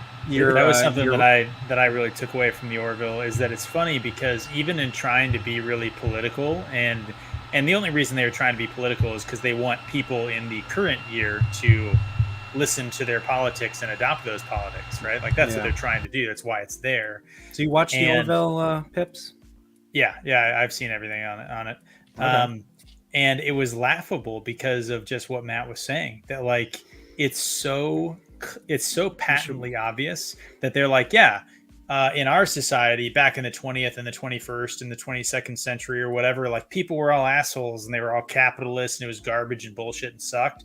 But then we invented this magical bullshit machine that defies the laws of physics and can't exist in the actual universe. And once we did that, communism works. And it was we can't just give it to like the way they explained was we can't just give it to any planet, because the girl asked, like, if you have this ability, why not help others? Yes. Well, they'll take and they'll use it for their profit. I was like, oh boy. Was that Charlie? You should watch Charlie, the girl that was the best. I actually did after show for the Orville with a bunch of people, and we were all bitching about the same thing. We're like, what the fuck is this? Yeah, it was actually like a really bad take on their own politics. You're like, wow, first of all, you guys are elitist fucks in your own show, which is hilarious. Yeah. And also, you're like, soon as you can violate the laws of thermodynamics, communism is super simple, barely an inconvenience. Yeah. I'm like, good. Hey, you let me know when we can violate the laws of thermodynamics, and then I'll sign up for your politics. Ultimately, what I took away from that last season, and I'll be honest, the more I think about it, the less I feel fond about it. Like the last season basically showed that we cannot get along with our things that he thought he liked. Wait, what? It's just like our House of the Dragon streams. I love making you think about it and then decide you hate something you said you liked. No, he's always been on the fence with the last season of Orville. Steve was on stream with us for an episode, but it got to a point where, like, there were some questionable things in season 3 that I didn't quite like. Yeah, the show was basically telling us that in the future, the only side that's right is this direction, my direction, this left direction, and if there are races that are based on right-leaning things, then we're going to always be enemies. Because the last season 2 ended with the Union and the Krill being allies to fight against an existential threat. Well, at the end of this season, because of another magic bullshit machine that looks like something out of Super Mario Galaxy, just shoots a ring away, like a ring wave that just destroys Kalon ships in the course of a single episode. Well, now they're enemies with the evil right-wing based alien races, and now they let the Kalon, the existential threat, into the Union. Yeah, thank God Charlie can. They were nearly destroyed by them. Charlie was annoying as fuck. Charlie can look in 4D bullshit and be the key to everything because she's not the most annoying bitch on the planet. She was okay. She'll never do it again because she's dead. She's dead. Yeah, she's dead. So I liked season 2 was great, and then season 3 was like just iffy up and down stuff, and then Charlie was just even in the first episode I'm already like turned off by her. I'm like, all right, she's annoying, she needs to get over herself, and I understand certain loss and everything else, but there comes to a point where it's like, all right, no, you're just being an insufferable bitch just to be a bitch. She was very hard to watch. Yeah. I liked her at first, but the more as the season went on, my sympathy meter was no longer full. She got less and less likable to the point where I was like, please go away. But I'll be honest, I prefer her to Lon, Nooney, and Singh, and all those other girl characters in these new Trek shows, like Strange New Worlds. Like I watched 5 episodes and I was done. 5 episodes. I would watch 5 episodes and I was done. That's and I'm supposed to be the Star Trek fan here. I couldn't after. I remember when Discovery came out, and you know what? It wasn't the wokeism that turned me off for Discovery. It was the bait and switch with Michelle Yeoh, an actress who I really love, who basically we was set up as fans. She was going to be the captain, the main character, and no. And I said, I'm done. I'm not watching the show. Then I heard about all the woke stuff, and I was like, well, I guess I didn't even know what really woke. I mean, in 2017, I was a sweet summer child, and I didn't know what this whole woke. I didn't even know what woke was. I didn't even know it was ever a thing. But there, I mean, but then again, I did see The Force Awakens, and I did cringe when Rey is like, "Stop holding my hand." I was like, "What is this? What is this crap?" And then you had this, like, all this stuff started. I mean, I don't know if this stuff started with J.J. Abrams, but I noticed, like, in Star Trek Into Darkness, like, literally Uhura was so insufferable. Like, I don't know why they took her ass with to go down to the Klingon planet, which I don't even know how they got there so quickly. Because she could translate Nerdporeal.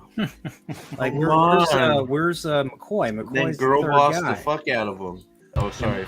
Yeah, McCoy's the third guy, and yeah.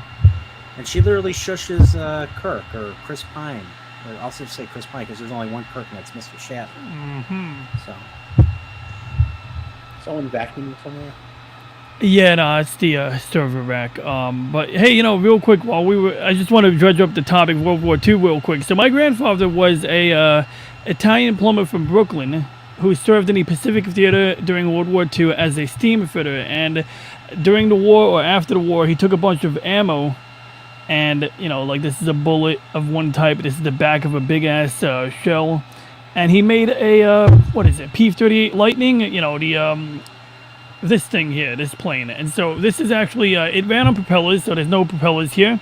Yep. But it had, like, a little jet supercharger in the back. So it sort of had, like, a precursor to jet engine technology in there to give more air to the engine.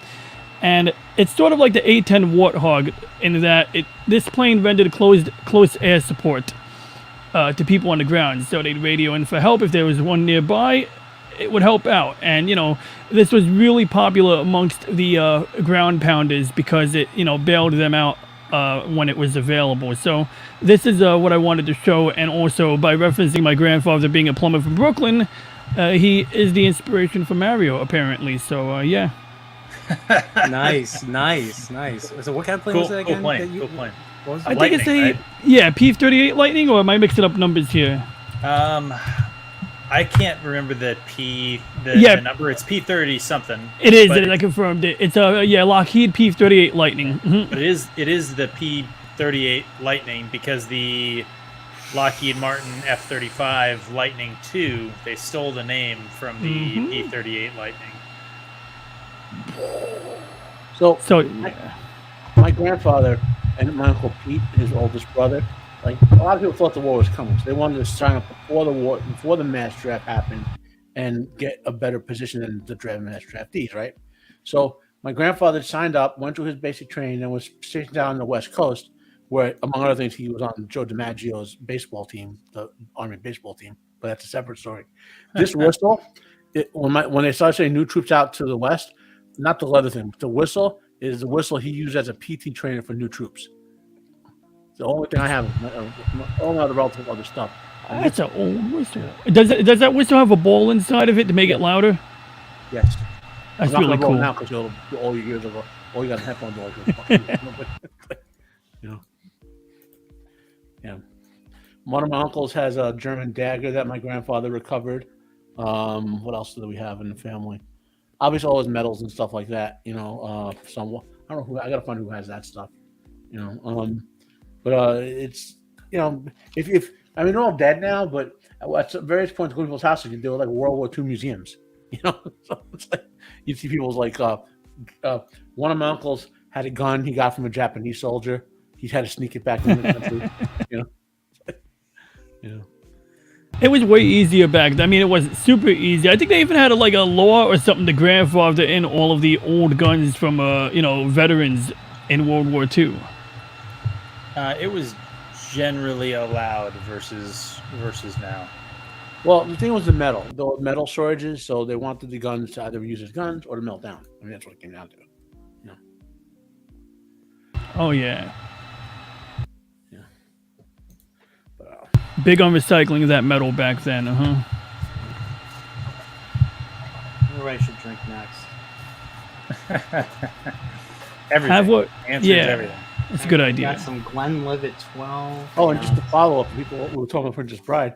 About 2 months ago was the 35th anniversary of the movie. Yeah, and they came on 86, right? Or 87? Yeah, I did a video on that, talking briefly about it. Such a good movie. Took me a while to realize it, but yeah, the guy that plays a little, whatever his name is, he's in Star Trek. He was the Grand Nagus. Yeah. Wally Shawn. That guy, yeah. Inconceivable. Mhm. I think he's the only one that dies, right? I think it's him, and there's him. What was the other dude's name? Andre the Giant. Andre the Giant. Who was the third guy? I forget Inigo Montoya. Mandy Patinkin. That's Manny Patinkin. Manny. Yeah, that's who we're talking about. Manny Patinkin. Manny Patinkin. He got hosed. Was he ever? Was he in anything else? He was in Chicago Hope, which is a really good hospital TV show. At least seasons he was on of it. He was in the first, I want to say, 7 seasons of Criminal Minds, the good seasons.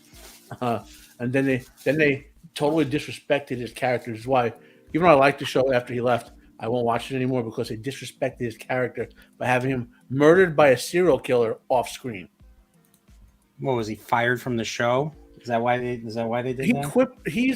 He's a person who deals with mental illness, so to speak, and he had to leave the show because it was making him too depressed. The topics of the show, like it was all about serial killers and stuff, So it was getting him very, very depressed. So he had to leave the show, and supposedly that was not well thought of by the CBS people. So years later, they had asked him to come back and do a finale for his character because his character is depicted as one of the founders of the TV show's versions of the BAU, the profile people. That stupid thing won't open. And so he wouldn't do it, and so they disrespected him by having him murdered off screen, literally. Oh shit! Yeah, got it. Plus, he played in Alien, the movie Alien Nation. He played. This show I'd have to watch the movie and the TV show again if I can't remember the characters' names. All right. Here's how. He played the Alien. Which one? Officer Sam Francisco, that alien? Yeah, Sam Francisco. He played Mandy Patinkin played him, and then wow. James Caan played the human in the movie Which movie again? Alien Nation. It's a good one. Nation. And it's a really good movie, and it's a single season TV show by Fox with 5 follow-up movies, 5 or 3, 5. That was excellent. And like anything on Fox back in that time period, they would give a science fiction 1 season on Friday, and then you're dead. Like, Friday Night Death Slot had name from all those shows that went through the slot and got canceled. Firefly was like that. I'm still waiting for them to release Alienation in high def. I haven't been able to find it yet. It's a really good TV show and movie. Yeah, no, it's a really good show. We watched it as a family, and the concept was great. Like an alien ship crashes in the desert somewhere, and they become the next ethnic group to be integrated into the population of LA. Basically, there were alien slaves. They were enslaved by other aliens, who we later find out are in fact their own people, so to speak. So is this a lot like District 9, where you have like aliens are refugees and they have to live amongst humans? Yes and no. They're not in like the District 9 ones are a little more incompatible with humans, whereas the newcomers or the Tanktonese, as they are in their own language, they're humanoid but superior, so to speak. But that's because they were bred that way. The slave owners bred them to be like superior workforce, superior breeders, type of thing. Well, they had a caste system too. So like even the cop, he was actually an investigator on the ship, and then you had the upper class people still almost like the Indian caste system, where even though they claim that they don't have a caste system anymore, they kind of still do. Well, the caste system, so George is the human given name of Sam. That's what he was called. He on the ship, he was a regular worker, but he was also a secret military experiment. Oh, I got you. He was never in the upper caste. There were the what were the slaves? What are they called? The overseers. They were the slave, like the sort of trader slaves. Next up, then there were the owners of them, which we meet later in the TV show and movies. But they had a great cultural exploration of the newcomer culture, and they're biologically different. They have three physical genders, for example. They get drunk on sour milk. They get drunk on sour milk, and they dissolve like slugs in the ocean. Well, and yes, I know, they can adapt to that. Eventually, the newcomers are going to start to adapt to that. Wait, they adapt to the milk or the ocean? The ocean. You remember the grandfather walking in the ocean? Shit, it's been a while. I'm gonna have to rewatch that like real soon. Yeah. I did not yet, so at least there's some exposition. When I finally do rewatch it, there's gonna be stuff I don't remember, and it'll be like watching a new show. So I'm looking forward to that.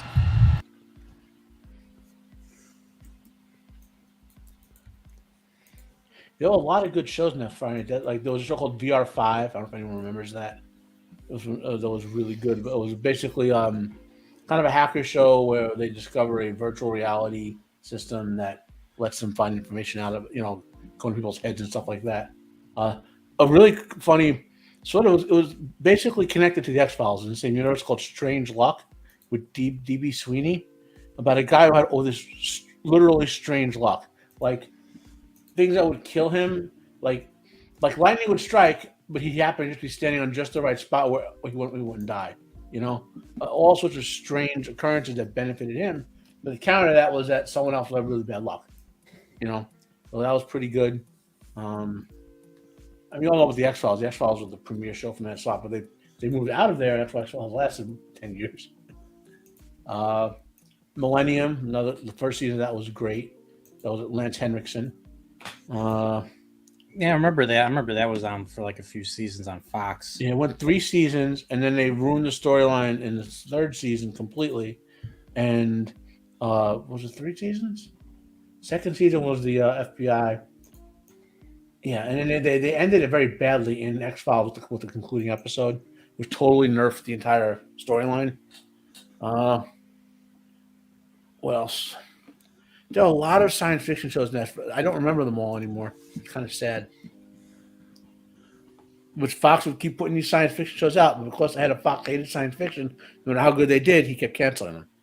I mean, yeah, you had your Dark Angel, you had your Dark Angel, yeah. Everybody knows Firefly. Yeah. Yeah, that's why I never really went. Even back then, I was really hesitant on getting into a new show because, I mean, there was always the high chance that it would get canceled. So there's another show from the 90s. It was on CBS. It was called Now and Again. There was another show called Once and Again. So it was Now and Again. It was about a guy. So it's John, Roseanne's husband, John. Who played Tom Arnold, or you're John Goodman? John Goodman. He played the character in the first 5 minutes. He was killed in a train accident, and they transplanted his brain into a super soldier. And the scientist who did it was you'd recognize all the actors. If you watch Lucifer, he played God in Lucifer, for example. And it was a pretty good show. Like he was alive at the government said you can't see your family, but it was really good sort of action comedy show for about a season. Again, good ratings, but CBS canceled it. What else from back then? There was a show called Science on Sci-Fi Channel, The Invisible Man. I don't know if anyone watched that. 2 seasons, pretty good. Hey guys, I gotta roll out. I got some shit going on. All right. See you later. See you guys soon. Steve. Hopefully, It's good seeing you. Yeah, good seeing you. right, take care. Talk. Pips, we'll talk too. Good to see you, Matt. Mags, as always. take care, Ronnie, Steve. keep trying to vacuum your room there. It's a server from hell. It's just clunking along. It's just how it is. Come on. It's the perpetual vacuum. There you It's go. the event horizon right there. It is a quantum physics experiment. Okay, cool. As long as I'm still right. here when you're done, I don't care. It's the Matrix. Just don't mess with me. Max, we'll see you later. Bye, guys. Okay, bye, Bye. Steve. Yeah, I'm gonna be doing this for another about 15 minutes, and then just another 15 minutes, and I got some stuff I gotta do too. So Yeah, I don't run them anymore because they're just all too old to be useful. But I have 2 enterprise servers, an HP and a Dell. It was the HP GL DL 360, 380, or the other one? 360 G6. That one was quiet as hell. I mean, it's right there. I don't know if you could see it on the camera. Yeah, I mean, it's a nice little. You got a nice little rack back there. I like it. Well, that was my go-to server until about 2 years ago, but then it just wasn't powerful enough. If I didn't have the power was an issue, I'd still be using it for stuff. But even though it's 10, 12, 20 years old, it's still 24 cores at 3 gigahertz and it would do a job. Some of the RAM chips have to be maybe spotted. is that coming from you, DJ Ryan G? I'm gonna mute you. Over here, There which you go. can't Beautiful. see, in a box, I have a Dell R710. That thing is loud as fuck. Like if I had it in my bedroom and turned it on and it was doing nothing, you would hear it outside the building from the rumbling of the fans, man. And it was supposedly built as a quiet server. It's like, and I ran that thing as my storage server for 6 months in my apartment, and I was like, it sounded like a rocket was going from my living room constantly. So finally, I said I can't do that. I want to keep it in case I could use it someday, because I only pay like $100 for it. And I got a Synology NAS, which you kind of can see there. And that's been my home NAS for about 5-6 years now. Yeah, Synologies are interesting. That's why I have all this noise. It's the ZFS storage pool. I decided, I tried putting. I had an old desktop computer. I stuffed 5 or 8 hard drives into it, and it was just super unreliable. And eventually, maybe because I used a $20 SAS controller, but that's why I picked up a proper enterprise grade piece of kit. Something that I knew I could at least count on to meet baseline requirements. You could what hardware are you running that's making the noise? You're muted. Oh, you got the Tornado fans in the front of the machine. We got the 10 hard drives. It's got the 2 Xeons. What the hell type of Xeon do I have? Let's see here. I got proc CPU info, right? Is that it? So I have the Xeon, SIG Xeon. No, I'm kidding. What the hell Xeon do I have? Here we are. I just had it here. E5 2687W. So it's a 3.1 gigahertz E5 Xeon. And I think we're talking about 8 cores, 2 threads per core. So we got 32 in the histogram when we do top. Yeah, that's the next up from what I have. I have the ones in HP were 6 core. I have 2 CPUs, so 6 core, 12 thread per CPU, and there were 2670s or 2665s right below yours. And then I mean, you can quiet it down. I mean, it's possible to replace those fans. Oh, I forgot to mention, I also have a GeForce 1070 in there, and I have a Quadro in there.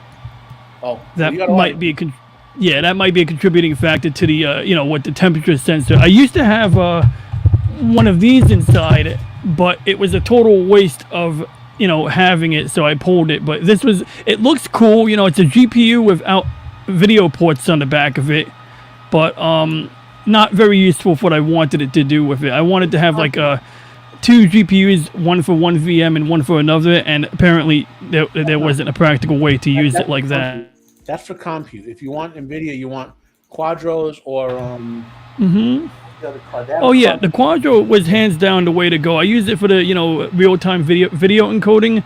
This I had to modify. I had to take it apart, solder on a couple of resistors, and flash the firmware on it to get it to work for what I needed. But even then, NVIDIA is really weird about their Linux drivers, and I wasn't going to buy $1 million license that they won't sell me anyway. Well, like I said, the Tesla is not a video card per se. It's this thing. I modified it to be an NVIDIA K10 or K2, one of those. I would. You're better off just getting a consumer video card if you're going to go that. Well, ultimately, yeah. I mean, ultimately, that's what I ended up doing, because it's true. This wasn't, even after modifying it, it really didn't meet my needs. Yeah. Grid. The card for virtualization for NVIDIA is a grid card. Exactly. That's what I modified it to be. Yep. Mm-hmm. Yeah. because with grid cards, for people who don't know, you could, if you have a grid card with 4 modules, you have 4 VMs, you could have it be a video card for separate all 4 VMs. You could directly pass it through, as opposed to having the one video card that feeds only one VM. You have one video card that has 4 like virtual video cards on it. Yeah. It may seem, if you're dealing with a lot of virtualization, the advantage is like you can have a grid card in there, let's say, and you have 20 VMs, and let's say the team that needs a bunch of them shuts down for 6 months, you could transfer the hardware over to other VMs virtually without having to install other video cards. Whereas the card you had, the Tesla, the way you would use that is you would, let's say you had an application that had to calculate, I don't know, like a nuclear missile strike at sea. I had something to do actually in the past. You would render your model up, and then you would feed it to that card through a driver. That card would calculate it and feed it back to your parent operating system. Yep, and of course, I'm not running a supercomputing facility, so having the flexible GPUs for the virtual, the theory would be that I would have a Windows Server 2K19 virtual machine and some other virtual machine using the other GPU, because this is the one with the 2 modules on it. But anyway, I'm happy with the Quadro. I'm happy with the 1070. The 1070 is for my gaming VM. And for video editing, if I need, like, let's say my good desktop went bad, it's like a machine I can remote into to do a video editing. But anyway, don't mean to drive off topic here. By the way, it's just fascinating shit to me, though. And, it's good delving into it with you, Matt. Well, Nerdporeal, it's useful information for him. So. Yeah. What else? So about Godzilla, so I've been going back into the Shoujo era Godzilla, and I watched Godzilla versus Hedorah last week and had a great time. Yeah, I mean, I have to. I've been behind everything that I own back there. I've either not opened or I've bought for the sake of buying. Haven't even watched half the shit yet. So, yeah, just getting myself to figuring out what to watch, or just there's too much. I don't know. I'm bitching about. Everything's saturated now, so it's really hard to want to watch something or play something. There's just too much of it out there. So I want to see if they put out the one Godzilla thing, which has never been released in this country. It was supposed to put it out on YouTube this month, and have they done it yet? By the way, I like the whiskeys, Pips. They were really good. The Glenlivet was good, and the Macallan was very good too. So nice. So what's going on with you? Now says you were dazed and confused.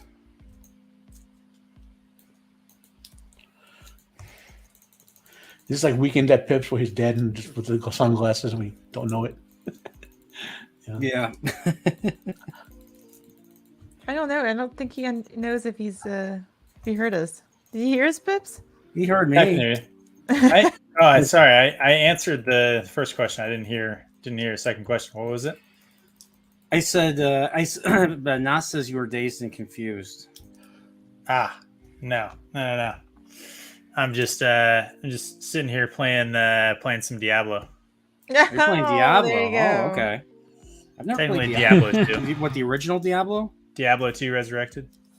There's Diablo 2. I've never played Diablo. D2R. I never got into those games. Strictly a Nintendo.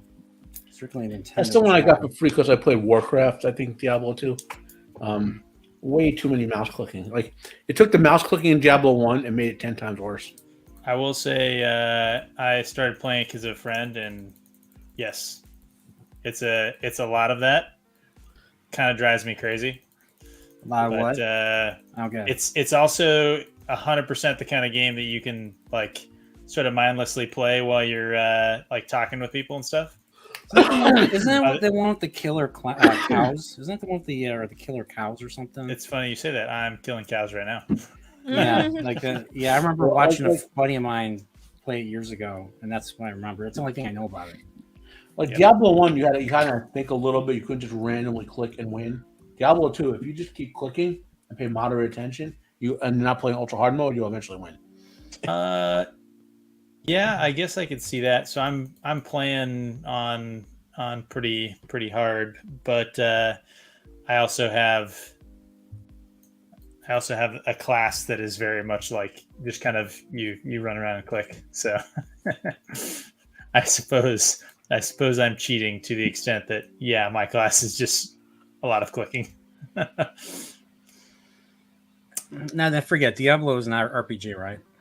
It is. It's kind not of a pseudo RPG, like It's not a turn-based RPG, right? No. So the combat is turn-based, but it's turn-based. It's turn-based in like calculating. I don't think it's turn-based in the way that like most people think of a turn-based, where like you get to kind of like strategy between turns. Yeah. So turns don't happen, but like hits are turn-based. I guess you could say that. I mean, there's also it's kind of like a side-scrolling game that's not side-scrolling. Yeah, it's isometric if I remember correctly, right? Yeah. Diablo. Diablo 2 is pseudo 3D. Like it's 3D, but it doesn't change the plane. Is it isometric? I need to look. I don't Is know it shit about Diablo. isn't it orthographic when you're looking at it on a diagonal like that? Yeah, it's isometric. Now you guys are. No, but for a game to be isometric, it's a 2D game that gives you a fake 3D view. Diablo 2, it's a real 3D game, but you can't view it in 3D. Like they're basically using the Warcraft engine, which is 3D, what they made it, but they lock it to one plane of view. It's like if you're playing World of Warcraft, but you can never change your plane of view. You can't rotate the camera. You can't move up and down. I forget to the extent that you said it's like a side scroller that doesn't scroll side. Yeah, it's a top down that has a fixed perspective. Yeah, I forget who makes Diablo. Was it Blizzard or Blizzard's? Well, Microsoft technically now bought them out. Thank God. And then I think they were under Bethesda. They were under the Bethesda umbrella, and now they're under the Microsoft umbrella because Microsoft bought Bethesda. Well, Blizzard collapsed when they lost all their fans after they kowtowed to China. So Blizzard actually basically collapsed. So I was gonna say, does Blizzard make anything anymore? Yeah. Right. What do they make? No, they still made. They were. Let me put it this way: World of Warcraft was enough money for Blizzard to do nothing but like they could have had like shot glasses made of diamond, drinking the most expensive liquor in the world for for breakfast every day. That's how much money they were making in World of Warcraft. They had like 10 million subscribers paying $15 a month just for that one game, and they went from that to like less than 1 million subscribers in like 3 years. I forget they made Overwatch. Kids play Overwatch. That Hearthstone, people were throwing money away ahead of a foot for Hearthstone. They gave Diablo 2 away to Warcraft 2 players because they were making so much money at it. And the whole group of players still bought Diablo. Was Diablo Immortal the one where the guy goes up to the panel and asks the question, is this a joke? Was it Diablo Immortal? Was that the one for the phone game or whatever? Yeah, the phone game. Yeah. He's is this really is this a joke? That was the beginning of the downfall when they wouldn't announce real sequels to games and were trying to push the handheld game because they thought they had the audience locked in. They started turning a lot of audience away, and then the China thing happened. So I don't think I know about that Diablo game. So honestly, I never really played the old school Diablo games. Like I said, I kind of got into it because a friend was like, "Hey, let's do this." Yeah, and but I periodically come on and do like one cow's run, and then when my friends are on, we sit there and farm items and stuff. So at BlizzCon, like I don't know, 5, 6, 7 years ago, they'll have a big announcement, right? And everyone thought it was going to be the next Warcraft expansion, or maybe StarCraft 3, or Diablo 3, or anything like that, right? It was Diablo, whatever, the phone game, and the fans were like, "What the fuck? We play on computers. We don't play on phones." And they were that basically the mass fan reaction to their announcement. And they're like, "No, you should play on phones because we say so." Basically, not like getting that the audience was not listening to their shit. They did not smell Blizzard. I can see that. And that was at the beginning of the exodus from Blizzard. Thankfully, all those assholes lost their jobs. Microsoft purged a lot of them when they, not defending Microsoft as a corporation, but there's a reason I run Linux now. But they now own Activision and Blizzard, and I've re-upped in World of Warcraft 2 weeks ago. So yeah. I never So is World of Warcraft still like coming out with new stuff, or is it Literally, all? like Monday is the next expansion opens up. I mean, how long have they been doing this now? For like, when did World of Warcraft come out? I think it came out like as early as 05 or 04. 2003 or 2004. The original Warcraft game was like 2 1990. decades. I've been playing Blizzard games since Blizzard became a company. The original Warcraft and the original StarCraft, which is the early 90s. I know. I mean, my friends, growing. I mean, when I was in college, my friends always talk about how they played StarCraft and all that. And I never owned a computer. I never owned a computer when I was a kid. So I never got into PC gaming. I mean, it was my Nintendo was my Super Nintendo, my NES were my babysitters. That's kind of where I connect was with Nintendo things. Well, I was into computers since I was a kid. I never got into the console gaming side because I could always scrounge up computer parts to build computers, but I didn't have the money to buy consoles, basically. So. Oh, speaking of which, I know you're not going to be able to put a comment to it, but I'm curious if Zelda stole from Wheel of Time. There's a point. Well, there's 7 seals. I read up on that. There's 7 seals in the Wheel of Time, and 7 seals is a big deal in the 2 Zelda games I like, Ocarina of Time and Link to the Past. Whereas you unseal the evil, and all hell will break loose. So I'm sure there's way more. I'm sure there's what way year more would that have? So Ocarina came out in 98, and Link to the Past came out in 90. I'm pretty sure you can point anyone having 7 seals releasing evil relating to the Bible.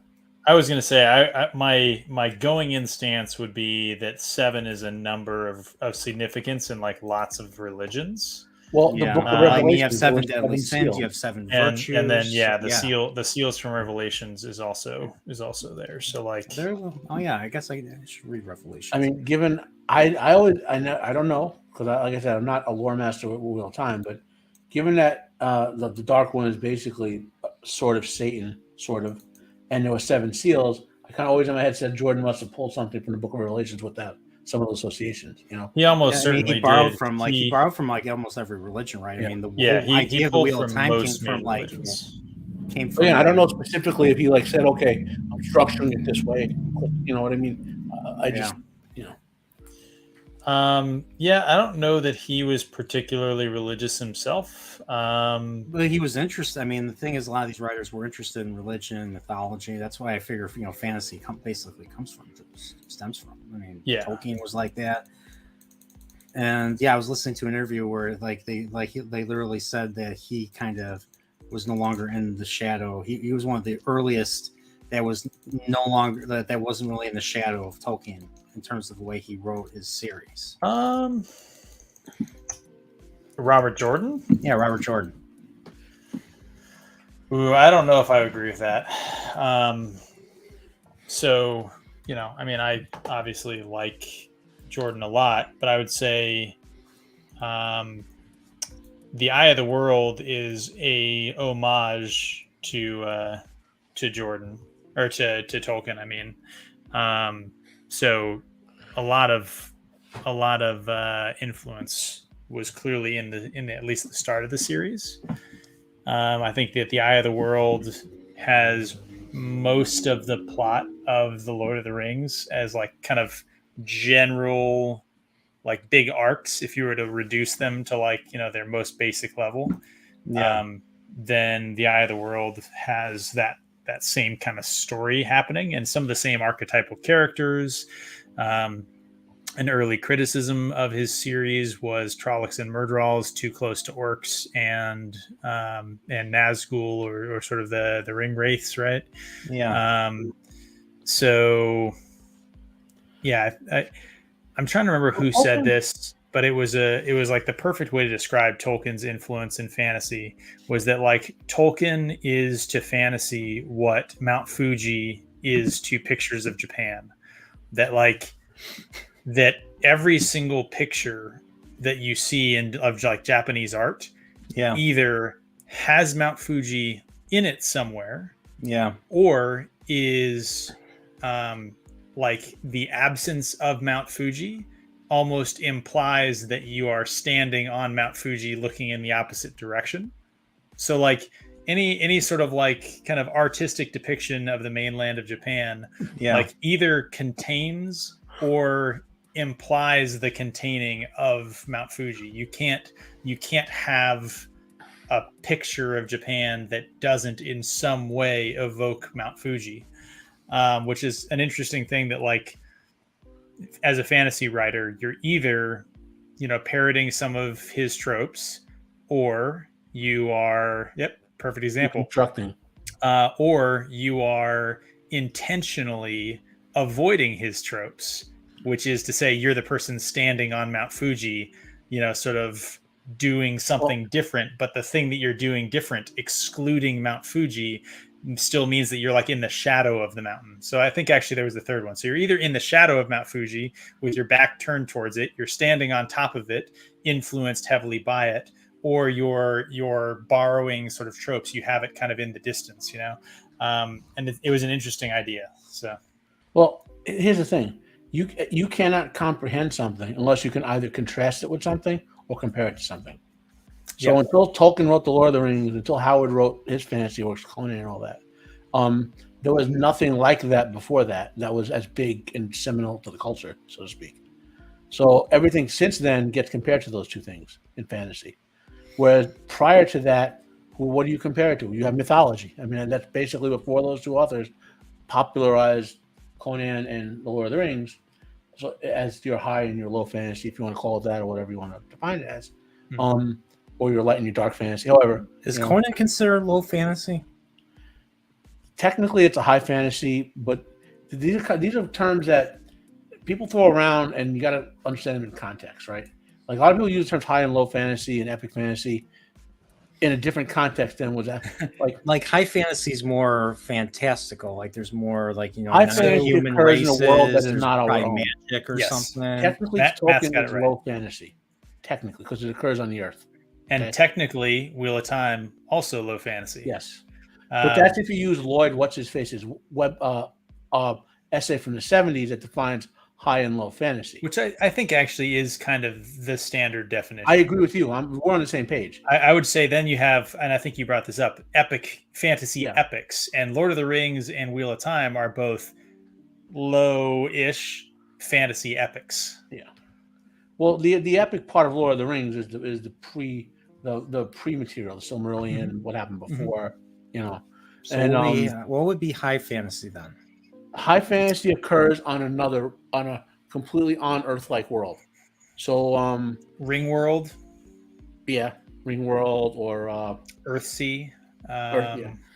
So, like the role-playing world, like Dungeons and Dragons, Forgotten Realms, all that sort of stuff.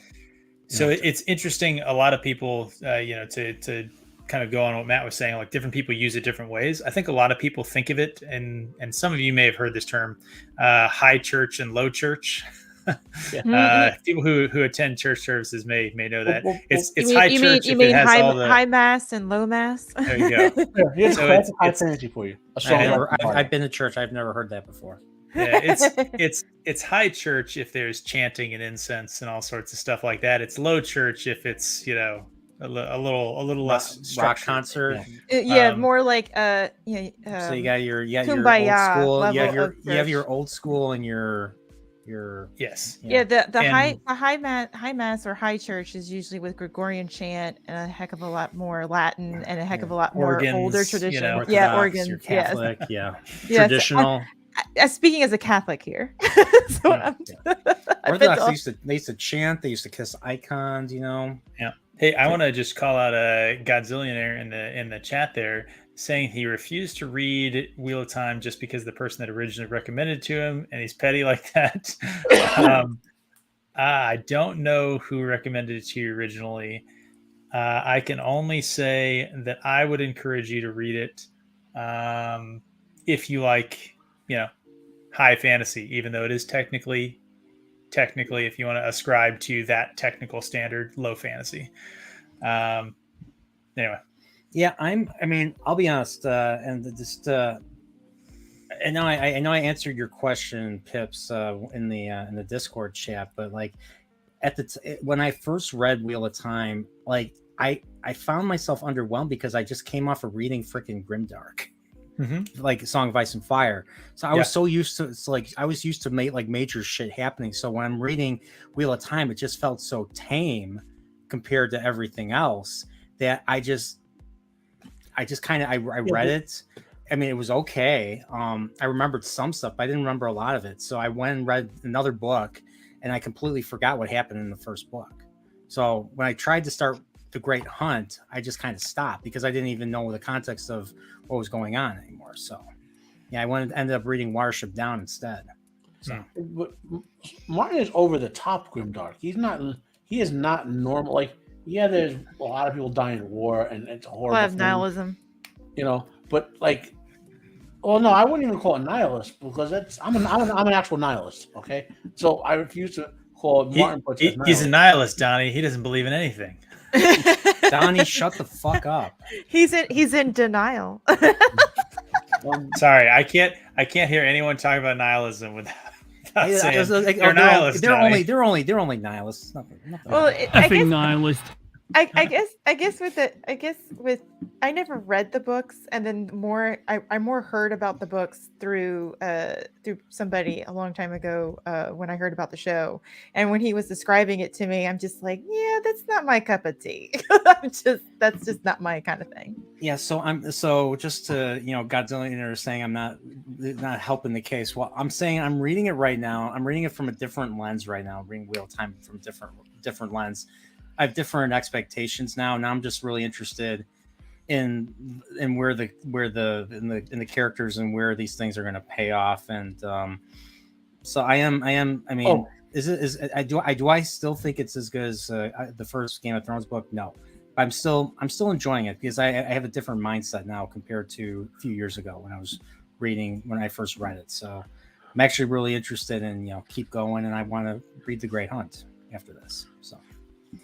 Also, Godzillionaire. So he's talking about having read Eye of the World here. Most people who read the series one time say Eye of the World is the weakest book in the series. So I disagree with that. I think if you reread the series, as a lot of people who read Wheel of Time regularly or have read it a bunch of times, if you reread the series, Eye of the World becomes like a really enjoyable book because there's so much foreshadowing. There's so much work that he does to set up things that are like 9-10 books later in the series. That's just like a lot of fun to go back through and read. And like every time you read it, you find a new detail that you're like, crap, like I never noticed that. And this is my 8th time reading Eye of the World, And you know what? That's something, that's something I actually do like. And here's the other thing. I didn't know anyone else that read Wheel of Time. So the fact that, I meet you and I meet, Steve, who are, you guys are massive Wheel of Time fans. Like, I am to Star Trek, but you guys are to Wheel of Time. So I feel like, I can read this and probably get more out of it now that I know people that, have read it and really enjoyed it. So I mean, you guys have really endorsed it for me. That's why I'm reading it. And that's why I'm covering it on my channel, and I want to do a review on it. So yeah, I love it. I love that you're reading it. Godzillionaire. Hey, well, saying that you've never read a series multiple times, I think is kind of a testament to the weird spot that Wheel of Time actually has in the fantasy world. Wheel of Time is, I think, the only series that I've ever encountered that like has a part of its like kind of community identity is rereading the series. No, there's a lot of other stuff like that. I mean, I know I'm crazy because I've read Lord of the Rings over 150 times. I get that, but like, I know people who've read Shannara books dozens of times. I know people who've read, the David. That's a Lord of the Rings clone if I have never seen one. So I Sword of know Shinar. people who have read other books lots of times. I totally know that. I'm just saying that from my experience, Wheel of Time is the only series where, like, generally speaking, you talk to somebody and you're like, "Oh, you just finished the Wheel of Time," and they're like, what's the next book that I should read?" And like the community universe, it's like a meme. It's like, "Hey, what just finished Wheel of Time? What should I read?" And the answer is always Eye of the World. Well, I would tell people, if you like Wheel of Time and it's only read by Jordan, go read his Conan books, because that's Conan the Victorious, which is his last Conan book, is my favorite thing he ever wrote. Have you read the Conan books, Pips? Have you ever read Jordan's Conan books? I have not. I actually just ordered them though because talking with OBG70 was going on about his Conan books, and I've never really read much of Conan. But he is the best Conan author not named Robert E. Howard. Yeah, so his endorsement. I'm going to be reading the Conan books. I'm planning on doing a review on the channel as I go through them, as well as one other Robert Jordan book, which I think is like the forgotten book that he wrote. It's not a fantasy book, and I plan on doing that on my channel too. It is a fiction. It's interesting. I hope to cover it on the channel. It is called Thanksgiving, which is actually I found it only because I was looking to see if there was any sort of Robert Jordan Thanksgiving books or quotes that I could tweet or something like that. And little known, Robert Jordan wrote a book called Thanksgiving in the 70s, and it was about some Vietnam War protesters. And apparently is actually very well reviewed. So I'm interested to see what he did in a fiction environment, especially with his background as a person who fought in Vietnam. But speaking of buying books, if you want to avoid giving Amazon more money to destroy our franchises with, I've been getting books on eBay. Like this is one of my favorite zombie series, the Black Tide Rising series, book 5.5 and book 6. I paid $5 each for these hardcovers, which are virtually pristine condition. eBay, I got like four for like $18 with a discount. And these are like the $25 hardcovers. This one actually came with the plastic cover, like the library edition. I always put it on my own anyway, just for the hell of it. But you can not only save money on books, right? But avoid giving Amazon money where they can purchase more properties and destroy them. Yeah, I feel bad because I'm reading Eye of the World right now of a Kindle, and I'm listening to the audiobook on Audible. I can't do audiobooks, and I don't know what happened, if I had a stroke or something, but one day about 3 years ago, I was like, I literally threw my phone down and I can't do ebooks anymore. I just can't do these things. I need actual books now. I do audiobooks all the time. I commute a while for work, and I do lots of audiobooks. I will say, Punk Waddle over here saying books take time. If I'm into it, my mind's eye really creates a world that I can enjoy and remember. I don't remember, Punk Waddle, if you've read Wheel of Time or not. He has not read Wheel of Time. I know that you've like popped into our channel a couple of times. If your mind eye creates some worlds, Robert Jordan gives you a lot of meat to chew on and create some really good visual stuff to look at. I say that though as somebody who can't actually share the experience. I don't know if any of you guys have heard of it. I have aphantasia, so no mind's eye, unable to do all the sweet visualization. I'm the complete opposite of you, bro. I can't think in words at all. I only think in pictures. Only. Interesting. I have like a constant running narrative, just absolutely constant. It's the reason I struggle with like human languages in school, but I could remember computer languages because I could like image them, like Or if you ask me what I ate for dinner, I have to play back a recording in my head of what I ate to tell you. I can't think of words. It's weird. Can't even imagine that. Yeah. I imagine it. Mm-hmm. I was gonna say people understand when I'm telling you there's a bottle of Pepsi in my hand, I'm describing the image of the bottle of Pepsi in my brain. Like I'm not, you know what I mean? I'm not like most people think in words, and I had a psychologist try to describe this to me. They said that this is not a learning disability because it doesn't prevent you from learning stuff, Like I have a high IQ, so I can figure my way around it. So you have to be aware when you're studying certain things that what not to, because your brain's not going to take words by themselves.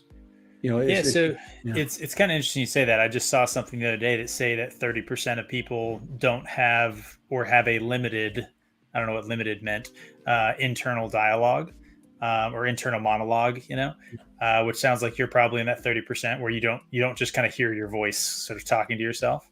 Well, if I did, it's me, but it's an image of me talking to myself. You know what I mean? Man, that's bizarre. Yeah. For me, it's the exact opposite. I don't even have what some people describe. So I'm on, visualization, like most things, is kind of a spectrum, and I'm on like the very far extreme for people who have aphantasia, which is that like I don't actually hear my own voice. It's like a disembodied. It's very hard to describe. It's almost like one of those things where like it's something like out of the corner of your vision where if you try and look at it, it's gone. Where like if I try and think about what I'm hearing, the nature of it changes and it's like hard to kind of nail down. But some people describe it as a milk voice or something like that, sort of like a weird kind of like a. So how do you read them? Because I mean, like I basically it's basically me talking in my head when I read. So I have that. Like I have words constantly. They're just not embodied. It's not my own voice. Like I don't hear my voice even when I think to myself, which I understand a lot of people, their internal dialogue is in their voice or in a voice that they can imagine. Like some people can sing like in their head and have it sound like the song or something. I can't do that at all. I can't imagine any senses. So sight, smell, hearing, I can't imagine any of it. So. Okay. All right. Yeah, I've never heard of this. I'm reading up on it right now. Actually, aphantasia. So you can. So you don't have a hard time like visualizing what Jordan's saying, right? When you're reading.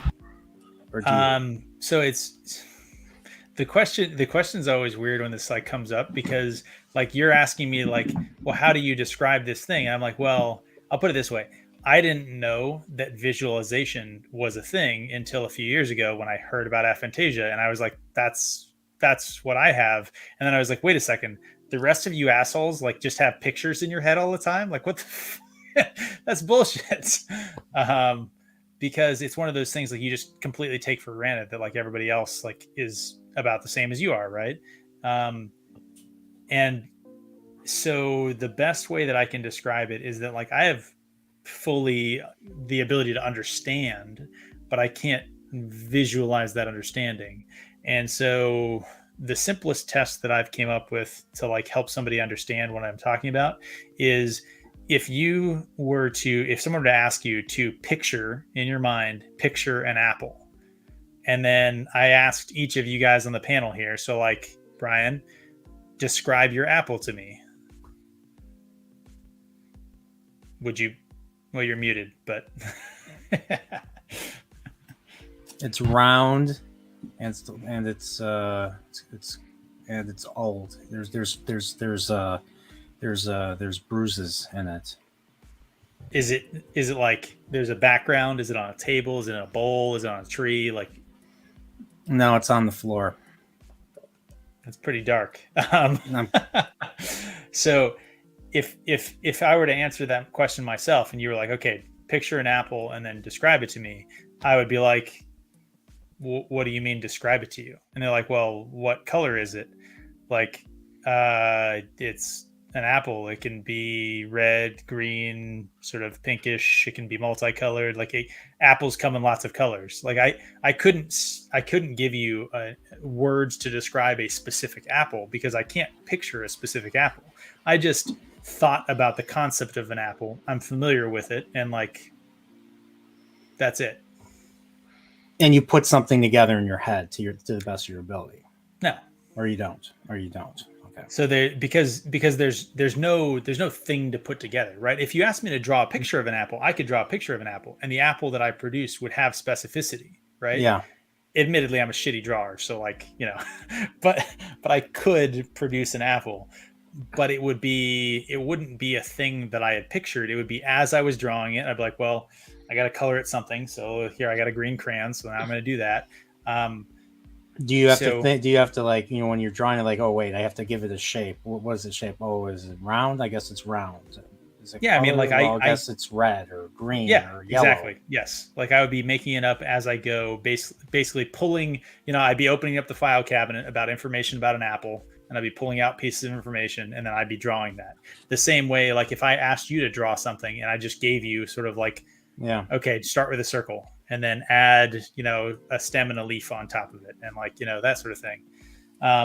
And it goes into weird stuff. So Punkwaddle asking you remembering specific events and stuff like that. So related to this, like I can't remember people's faces. So like if you ask me to like picture my mother or picture my wife, like nothing.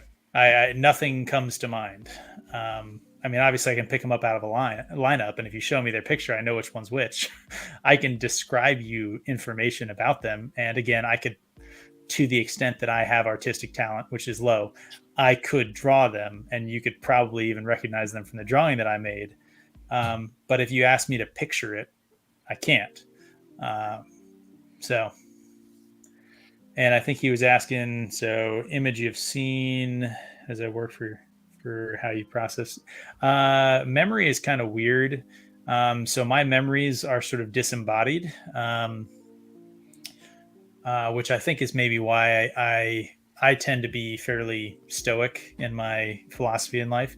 And I think part of it is because memories don't have emotion to them. Like if I remember something happening, it's almost like, say you're remembering a fight that you had with a friend and like it happened in a room, right? My memory of that contains the room and like information about the room and like where they were standing and where I was standing and all those little bits of data. But myself is not part of it's not something that my memory stores because it's sort of extraneous information as experiences happen, I guess, is the only thing I can say. Mhm. And so if I was to try and recall a fight that I had with someone, I don't have what some people have described where like if they recall a fight, they get angry again. That doesn't happen because, I can recall it and I can tell you the words that they said and maybe the words that I said.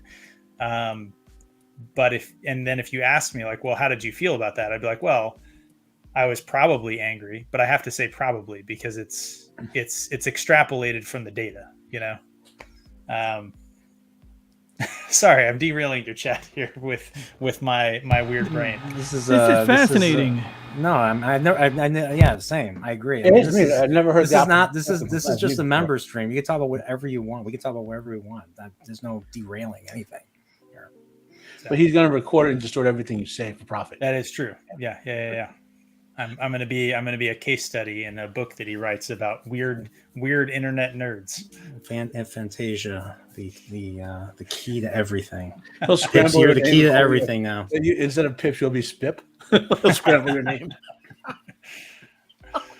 But yeah, that's I will say that there's some interesting stuff with aphantasia where it's called mind blindness as like a sometimes referred to as mind blindness, which is actually also sometimes referred to is also a name applied to autism. But there's a difference in that autism is supposed to be you are blind to the mind of other people, that like autistic people tend to have difficulty empathizing with others because they tend to view things more objectively. And so people and a light switch or a plant or whatever are all sort of objects, right? Whereas mind blindness for aphantasia is often you're blind to kind of your own mind, in that your remembered self is that disembodied self. So it's a little bit different, but it's interesting. They kind of share the same name. Unsurprisingly, lots of people have told me that they think that I'm autistic. which I'm seems curious. I'm which curious if seems I am. mean, to be completely honest. I feel like Yeah. if you think someone's autistic, I feel like one of the last things you should do is walk up to them and be like, "Are you autistic?" Yeah, yeah, yeah. Probably not the best thing to say to somebody, but I'm kind of curious if I am. I don't know. I don't know. Do you think that or do you find it hard to empathize with others? No, no. Well, But that's it's good. because I've learned. I think I've learned how to empathize. I think. Well, maybe you're not autistic. Maybe you're just, what is it? Is it a psychopath or a sociopath? I think psychopaths, right? Psychopathy. Psychopath That is the actual clinical term. Yeah. Sociopath is a media term. Sure, but I do think that the common use definition is that like a psychopath just means that like you don't really understand the significance of a lot of things, you know, whereas a sociopath is like you actively disregard them. So a psychopath can live a totally normal life, right? Whereas a Majority of sociopath ends up, psychopaths are not serial killers. yes, that's my point, that sociopaths go around and exploit and harm other people because they don't view them as people, they view them as objects. That's the like media term. They're also psychopaths in psychological terms, and like, but the majority of them aren't like dissociative lunatics who murder people. Like a lot of your CEOs are psychopaths. They just don't connect with regular stuff, so they can do the thing like not see their kids for 6 straight days or whatever, and not think anything's wrong with that. That's a psychopath, you know. Like, we're all conditioned neurologically and socially to connect with other people through our emotions and whatever. Psychopaths don't do that. You know?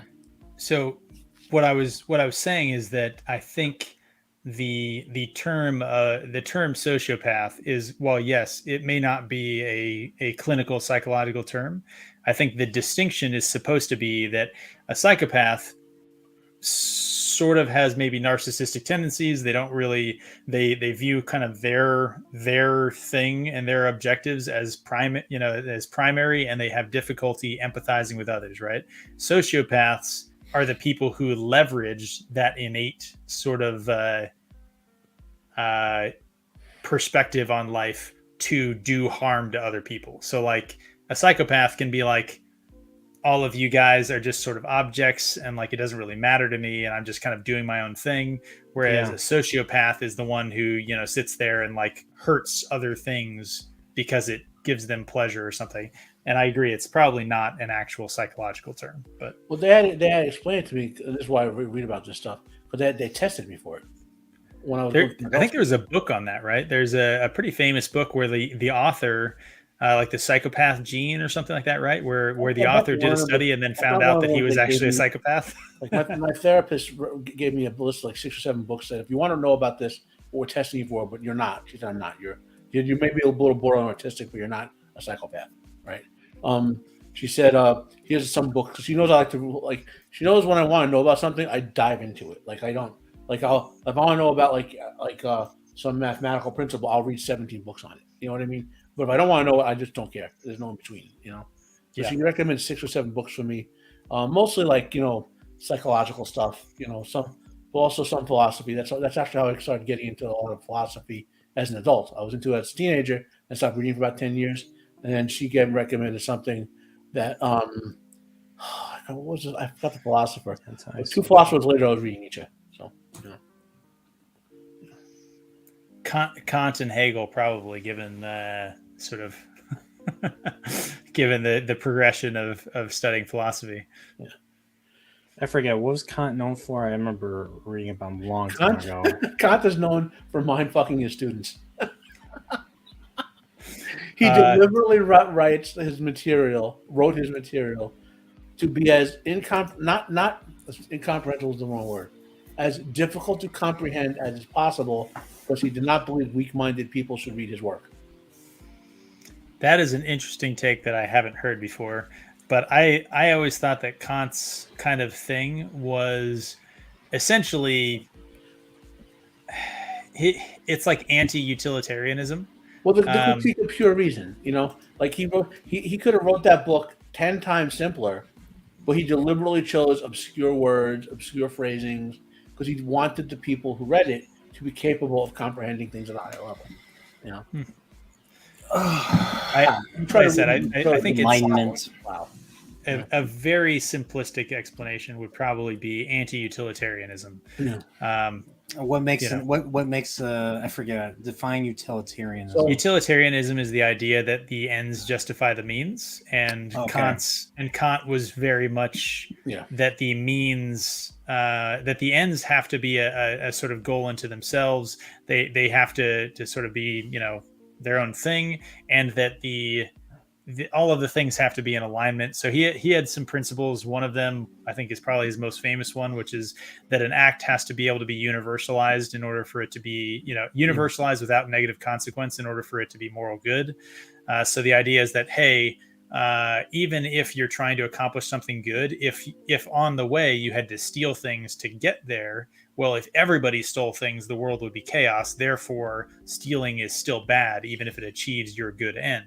Is kind of one of his principles. And that's why I think Matt is saying that he's hard to read, because a lot of his principles are like, this is my principle, but, and then he like had a lot of weird kind of. The only reason I was capable of reading it is because the Jesuits pounded vocabulary into me. Like every week I had to learn 100 new words in high school. And I'm talking like the vocabulary book for freshman year were like all like 7-syllable words. They weren't like, they even said, you're never going to use it in real life, but we're going to make you learn them. They said that to us, and that was just in that. There was science vocabulary and math. The Jesuits were crazy about making you learn words. But Kant is most famous. People know Rene Descartes as a scientist from Cartesian coordinates, for example. He was also a philosopher and a theologian. I think he had a school of philosophy whose name I don't remember right now. And then there was a contrasting school of philosophy by Hume, right? And they were describing the same thing, like Descartes had this concept of internal and external ideas, and that it could be things external to you. Whereas Hume was like, if you can't internalize it, you can't experience it, it doesn't exist. Kant sort of took both of what they did and made them reconcilable. That was one of his great philosophical achievements, which is why that's why I kind of tied into him, because I read him right after Hume. I will say it has been a decade plus since I read any Kant, longer since I read any Hegel, and Nietzsche. I interacted a little bit with Nietzsche. I did not like some of his end conclusions. And well, the thing about Nietzsche, and I always tell people, you have to read Beyond Good and Evil and Thus Spoke Zarathustra last. You have to read everything else he wrote and then read those two last. Because you read either of them first, you're not going to get the point he's trying to make. Did you guys read philosophy in school, or did you guys read it for fun? I read it. Little column B. Well, I first read it obviously with the Jesuits, no choice. But then I started reading for fun after that, Because it helps you. I was trying to piece my mind to this. Is now a little honesty here. I was going through mental health troubles in my 20s, and I was trying to piece my mind together and say, hey, these guys know this shit. Let me read the philosophers. They thought about this stuff. And it helped me. Nietzsche especially helped me realize that lying to yourself is something people do all the time. And once I read through his sort of concept of masks and how people lie to themselves even when they think they're telling the truth, it helped me work through a lot of psychological problems I was having, And the concept of going under from Nietzsche, that if you think you're having a problem understanding something, you try to understand it in simpler terms. But the problem is, you're going to, as a human animal, you are going to lie to yourself to protect yourself from experiencing pain. So you need to confront that first when you're trying to understand something. Are you experiencing the truth of what or are you lying to yourself when you confront this situation? Is that where the whole staring into the abyss saying comes from? Is that different? Yeah, that's one of his work. If you stare too long in the abyss will stare back. Yeah. The only things I know about Nietzsche is that and the whole God is dead. That which does not kill you can only make you stronger. That too. Yeah. So again, without a whole lot of deep reading of Nietzsche and a pretty surface level interaction, I've always considered Nietzsche a nihilist. It sounds like you said that you are, and He you is a like. nihilist. So would you agree that is the end, the sort of end of the philosophy that he espouses? Well, it's important to understand it's scientific nihilism, meaning there is no God or gods or external force. Like you have the life you have, and then you die. Like there's no. I don't mean to offend religious people when I say this, but I'm being very vulgar on purpose to describe it. Okay, there are no magical sky fairies in other dimensions waiting to solve your problems in Nietzsche's philosophy. They're here, right here and right now. You know what I mean? So that's Nietzschean nihilism. You know, that's the kind of life I live. I'm not saying. Well, there's a great quote from anyone watch House MD, the TV show. Mhm. In like the second season, I think he says to a bunch of students, "I refuse to live this life believing that this is just a test of what comes next."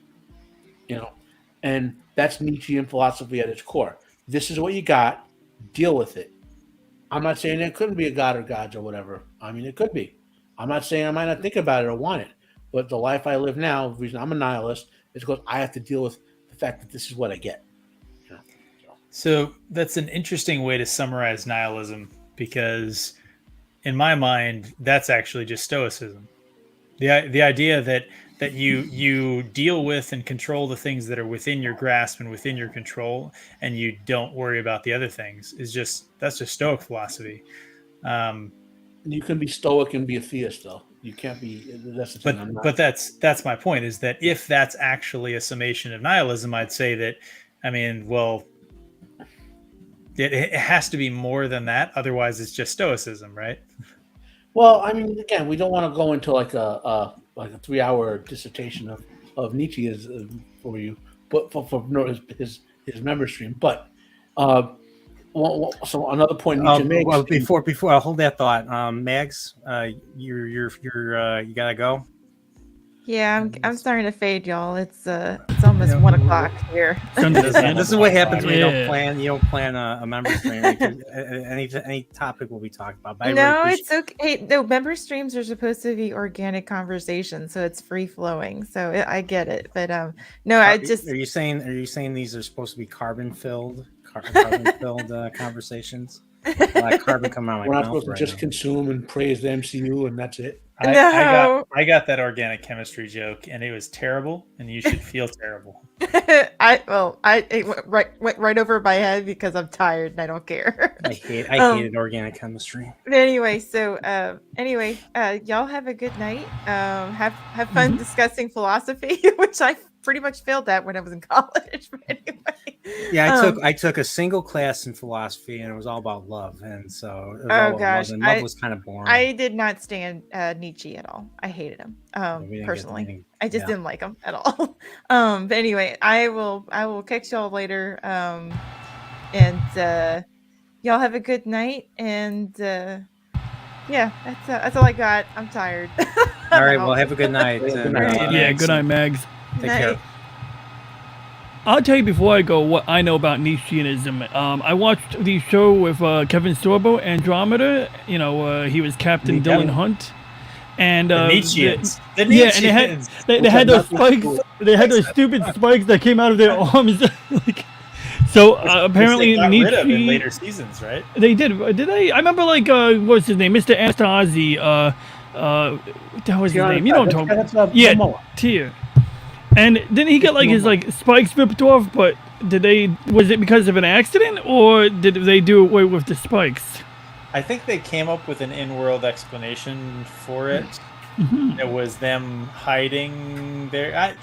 They went away. They definitely went away because they were kind of absurd. stuff. It's like, how is this an advantage? You know, but I liked.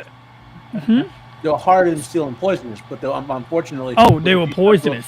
Okay. They were flimsy, crappy looking. Yes. Yeah, but poison helps. Okay, poisonous is logical. Well, I liked it up to about the end of season 2, and there was this really epic episode. I think there was portals opening up all over the ship, and this cool shit happened. And then what's that girl? Transgemini swapped places with someone who I'm not gonna spoil, and then it was still okay, but then season 5 it just jumps to shock. It And jumped I was to just shock again in season 2. It did, but season 5 it went really overboard. But yeah, you're right, it did jump to shock pretty early. I have a confession. I have not watched. I mean, I know of this show. I never watched it. First Get a season is fan good. edit. I mean, season was other than it having Hercules in space, like I'm not really sure the redeeming qualities to the show. What became Hercules in space? I That's mean, the it's a problem. Roddenberry. I mean, He- they had in Earth Final Conflict were two shows Yeah, that Sorbo got That you should the watch. producers fired and took over the show at the end of the second season, and he abandoned the long-term plot and just like there was a 5 or 6 year plot for this show, and he just abandoned it and like totally abandoned it. So anyway, and there were 5 Yeah. seasons. yeah, there were 5. The last one don't count. I don't count anything after the second season, to be honest. But the Nietzscheans had were structurally speaking nothing like anything Nietzsche actually wrote. Nietzsche was an individualist, not Yeah, they were just weird, sort of like eugenicists. Really, they weren't Nietzscheists. They were Yep. eugenicists. But they all were. Even Sorbo was genetically engineered. He was genetically engineered to have like 5 times the gravitational strength of a normal human or something like that. Oh yeah, he was from a high G world or something. Yeah, it had genetically engineered him. Superman. Which basically was the show producers stealing from David Weaver's books. Inside info there, because Honor Harrington is genetically engineered for a high G world, and he wrote that before that show came out. A lot of the missile spam right out of David Weaver's stuff. The show is all about missile spam, like hundreds of missiles being fired left and right. Weird FTL. It became more and more like a ripoff of David Weaver stuff. Godzillionaire talking about the only reason he took philosophy in college was because there were hot chicks in the class. My college experience did not include that, unfortunately. I forget. Where did you say you went to college? Yeah, it's a member stream. We can tell. You're not going to clip this and post it on Twitter. It'll be No. Spip is saying it. So I did a year at a regular college, but then I transferred. I did my undergraduate at the Naval Academy, and then I did my graduate at Georgetown. Okay, cool. Georgetown had a lot more hot chicks than The Naval Academy. Yeah. Cool. All right, it's almost midnight for me. I'm sure it's really late for you guys. So almost yeah. one. I got to. One final recommendation for you guys, or two of them, I should say. There's a TV show called Echo 3 or Echo. Really? That it just came out recently on Netflix, like the last 6 months. Actually, good. A week ago. It's on Apple TV, I think, actually, but I can provide it for you if you can't get your Apple TV. I do. I only remember it because Alex had been doing those ratings kind of episodes, and it topped the ratings for a while. I thought it was Netflix, but it could be Apple TV too. It's good though, huh? kind of like the Terminal List, but it's although it's made by foreign people, so less Spanish, likely to right? be Spanish, yeah. So while you want to watch it with the subtitles for some scenes, and it's kind of like a kind of political action espionage type of show. Okay. 3 episodes in. First episode's a little slow, but I enjoyed the second and third episodes a lot. So. There was one show I was continually recommended on Apple. The hell's that show called? Ted Lasso. No, the one where the alternate history one, the space one. For All Mankind. For All Mankind. Yeah, that's a good one show. that people Yep. are really. I hated the first season of it. It bored the hell out of me. It is surprisingly not as nearly. It's not nearly as woke as you would think that it would be. Is all I can say. It definitely goes to the sort of representation and stuff and things that are like not necessarily political, but it's an alternate history timeline. So like, cool, first black female astronaut in like 1980. Like, okay, whatever. Yeah. So they do go that route, but in a way where it's not like punching you in the face with modern politics. It just like is definitely an alternate historical timeline where they were much more open-minded about certain things earlier than the real timeline. I expected it to be like very woke, especially this most recent season, and it was not. So, Okay, that's good. So you'd recommend? I've enjoyed it.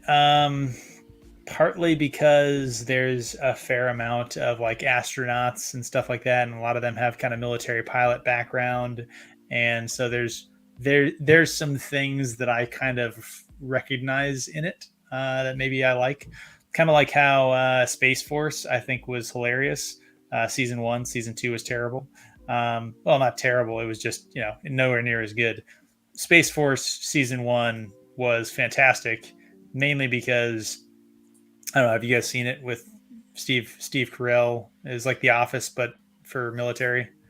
It's one of That's those a- comedy, what, right? I tend not to watch comedies. Yeah, it was a comedy, but I thought season 1 was hilarious because it was the kind of thing where like you'd watch. First of all, there's a character with aphantasia, and he was a huge idiot, and I was like, really, that's the representation that I get. this idiot from Alabama. But the other reason was that you're watching the show and you go into work the next day and you're like, all right, which one of you motherfuckers has a tape recorder? Like, like things that they built in as a comedy. You're like, no, that shit. Like that was a conversation you and I had yesterday, and now that was on TV. Like seriously. So, Okay. Space Force. it's not a good show. I but feel like I don't watch unintentionally- enough. I feel like I don't watch enough TV. I don't watch enough TV now. Yeah. I am 5 episodes into Justified though. Managed to get a couple Finally. more yesterday. So Do you need the episodes? no, I have Hulu. We I finally have Hulu. got him to watch Justified. Have you been trying to get him on that, Matt? I've been trying to get anyone to watch Justified. Oh, I love that show. It started I've- great and ended great. A little rocky in the middle, but started great and ended great. I would agree with that. Did you get any further in Better Call Saul, by the way? Or you No, only I finished season 1, and I figured that we'll have to talk about it at some point before I go on to season 2, right? All right. I just hope, when would you want? Okay, when would you want to do that? I was thinking. I don't know. When would you want to do that? I don't know what your schedule is like. I guess I don't know. Maybe it's not worth a. I guess I don't know whether or not you want to have my take on each of these episodes and do those as episodes. Because if it's not something that you necessarily really want to do, then I can just watch the show and No, I actually like Better Call Saul. My current project is Better Call Saul. Like I love talking about Better Call Saul. So if you want to, yeah, if like I know you're really busy, with your line of work, and I'm actually, I haven't told anybody this, but I did get a job offer, so I'm going to probably be going back to work within a week. So, Good luck. man. it's gonna be, yeah. So the freedom's gone. So, Yeah. so. hey, Yeah. Zax is here just in time for us to leave. Zax was here Zax. earlier. Zax was We're here not earlier. He leaving came because by. you showed up.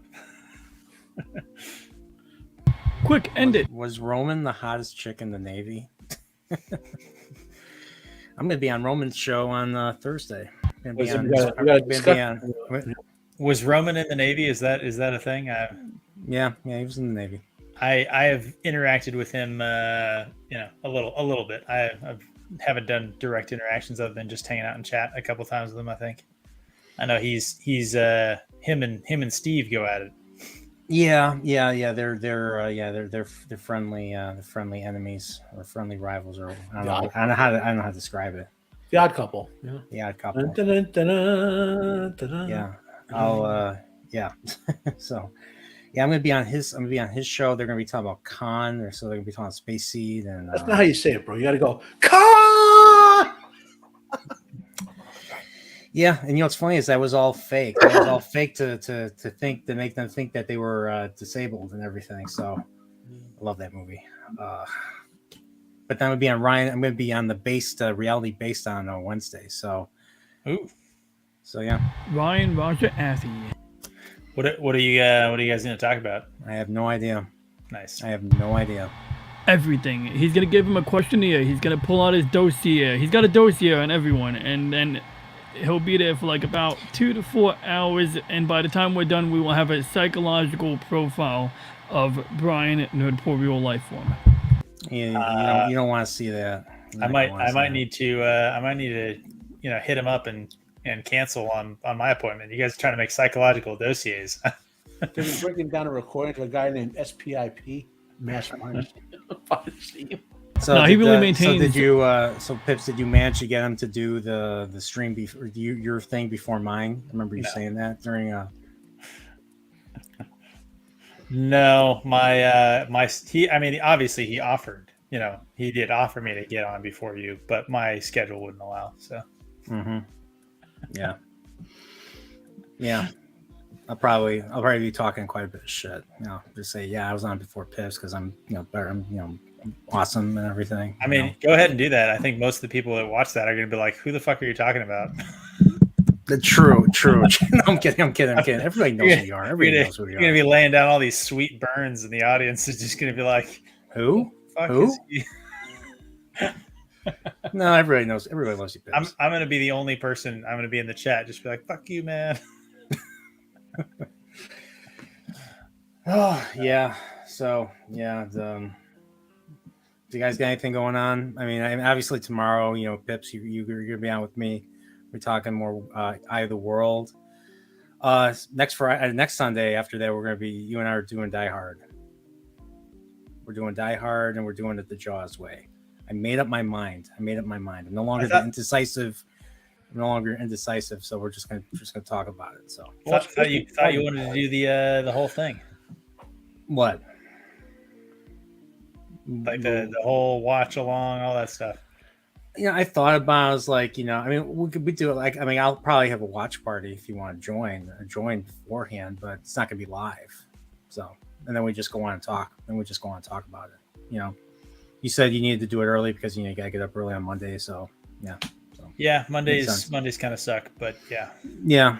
And then, of course, part 4 will be the following Sunday. Will be the conclusion, the grand finale of Eye of the World. And then I'll probably take a break for the rest of the year because I think it'll be Christmas by then. So it'll be Christmas the following week. So and then New Year's the week after. So yeah, take a break from then. Then I'll probably start the Great Hunt. Shoot, that, what is the date that you have for that that last Eye of the World stream? Like what dates are you looking at? Well, okay, so part 3 is gonna be tomorrow, 27th. The 4th will be Die Hard. And then the 11th would be part 4. And then after that is, Christmas and shit. Okay. Holiday shit. Christmas and shit. I hate that one. All right. Just for your heads up, the 11th is when I said that I would do the stream with Roger. They have a reality based on Sunday? Guys, I'm going to head out. I'll Apparently. talk to you all later. Good seeing you, Matt. See you All later. right. Good hearing a Matt. little bit about. Thanks for coming by. Maybe I need to do a little more reading. Hey, reading's always good. Yeah. So, night, guys. Yeah. Night.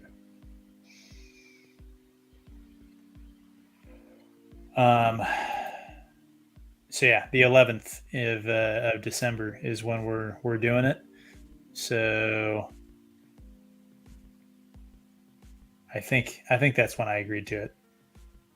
Do you know what time is it going to be? Because he's in the UK, he's probably going to have it earlier. Give me a second. So I know mine's going to be at like 5 p.m. Well, Central. Probably about the same time. 10 p.m. UK. So yeah, that'd be 5 p.m. on the 11th. So 5 p.m. Central, it'd be 6 p.m. your time.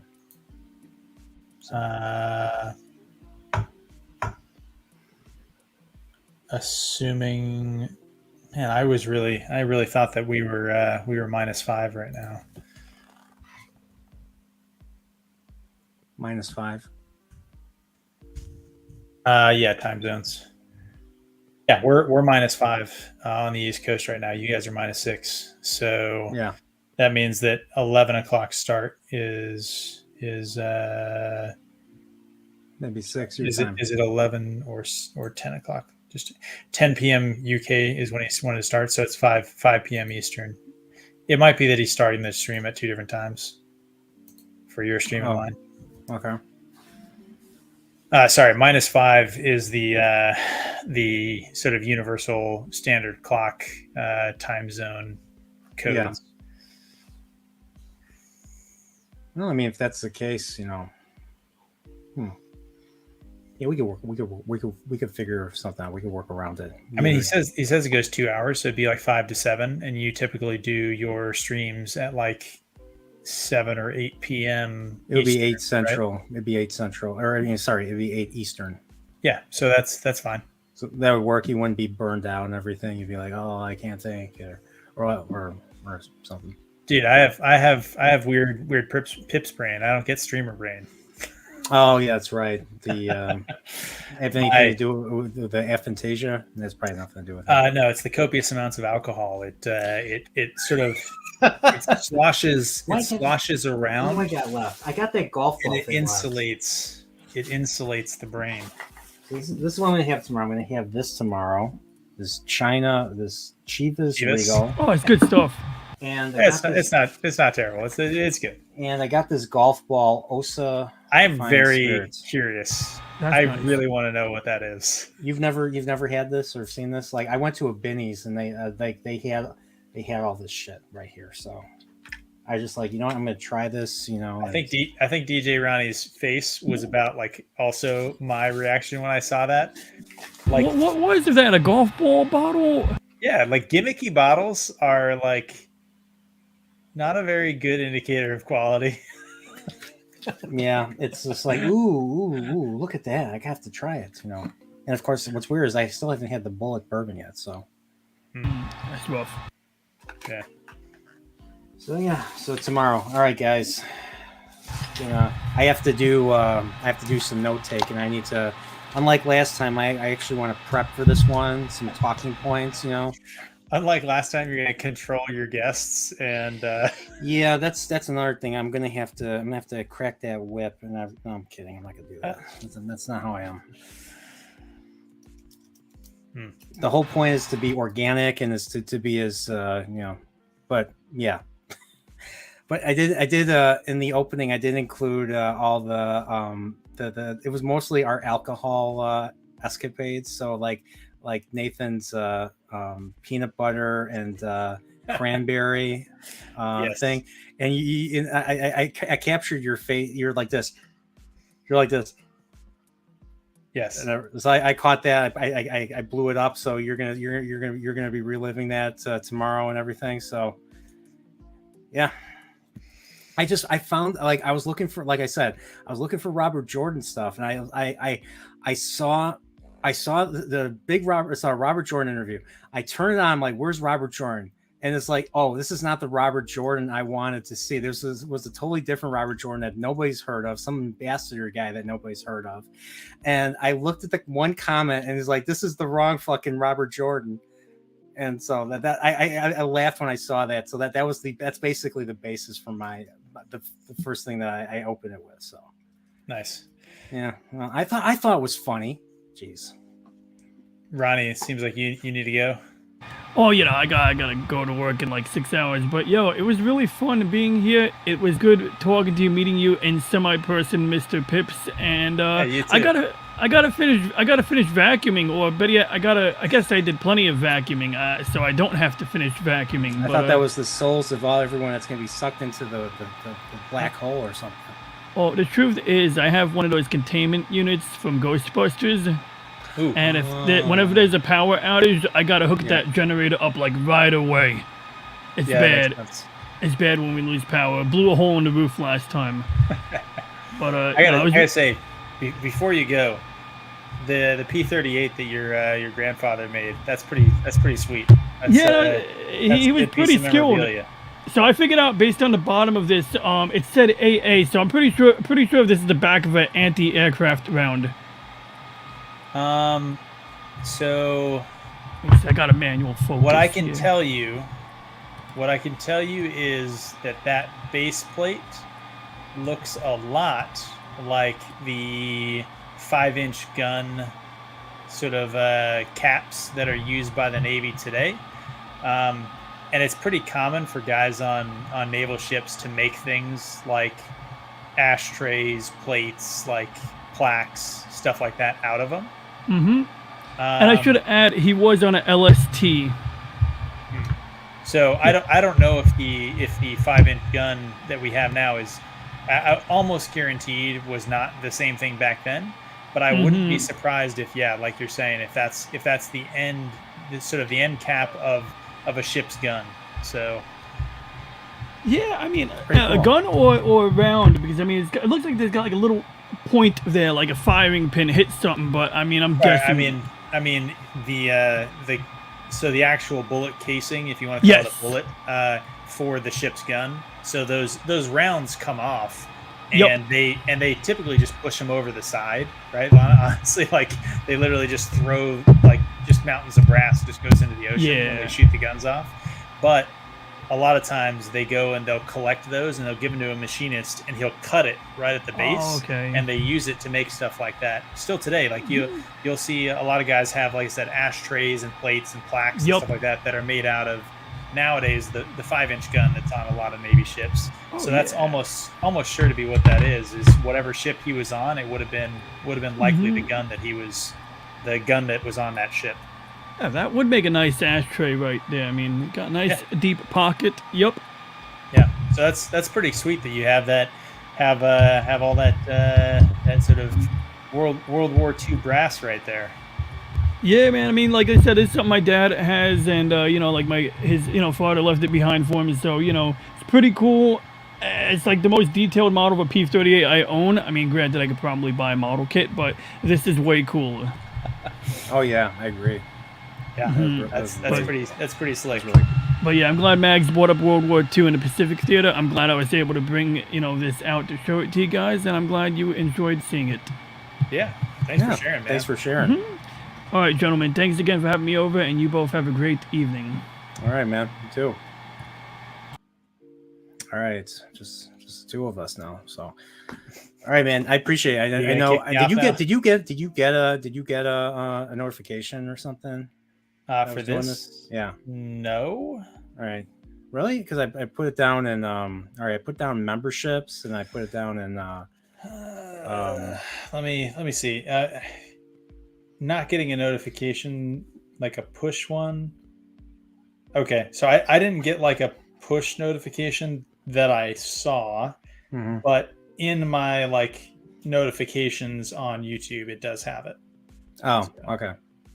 So I probably just, I get a billion notifications on my phone and typically just, check and see if it's an important email and then just clear them all.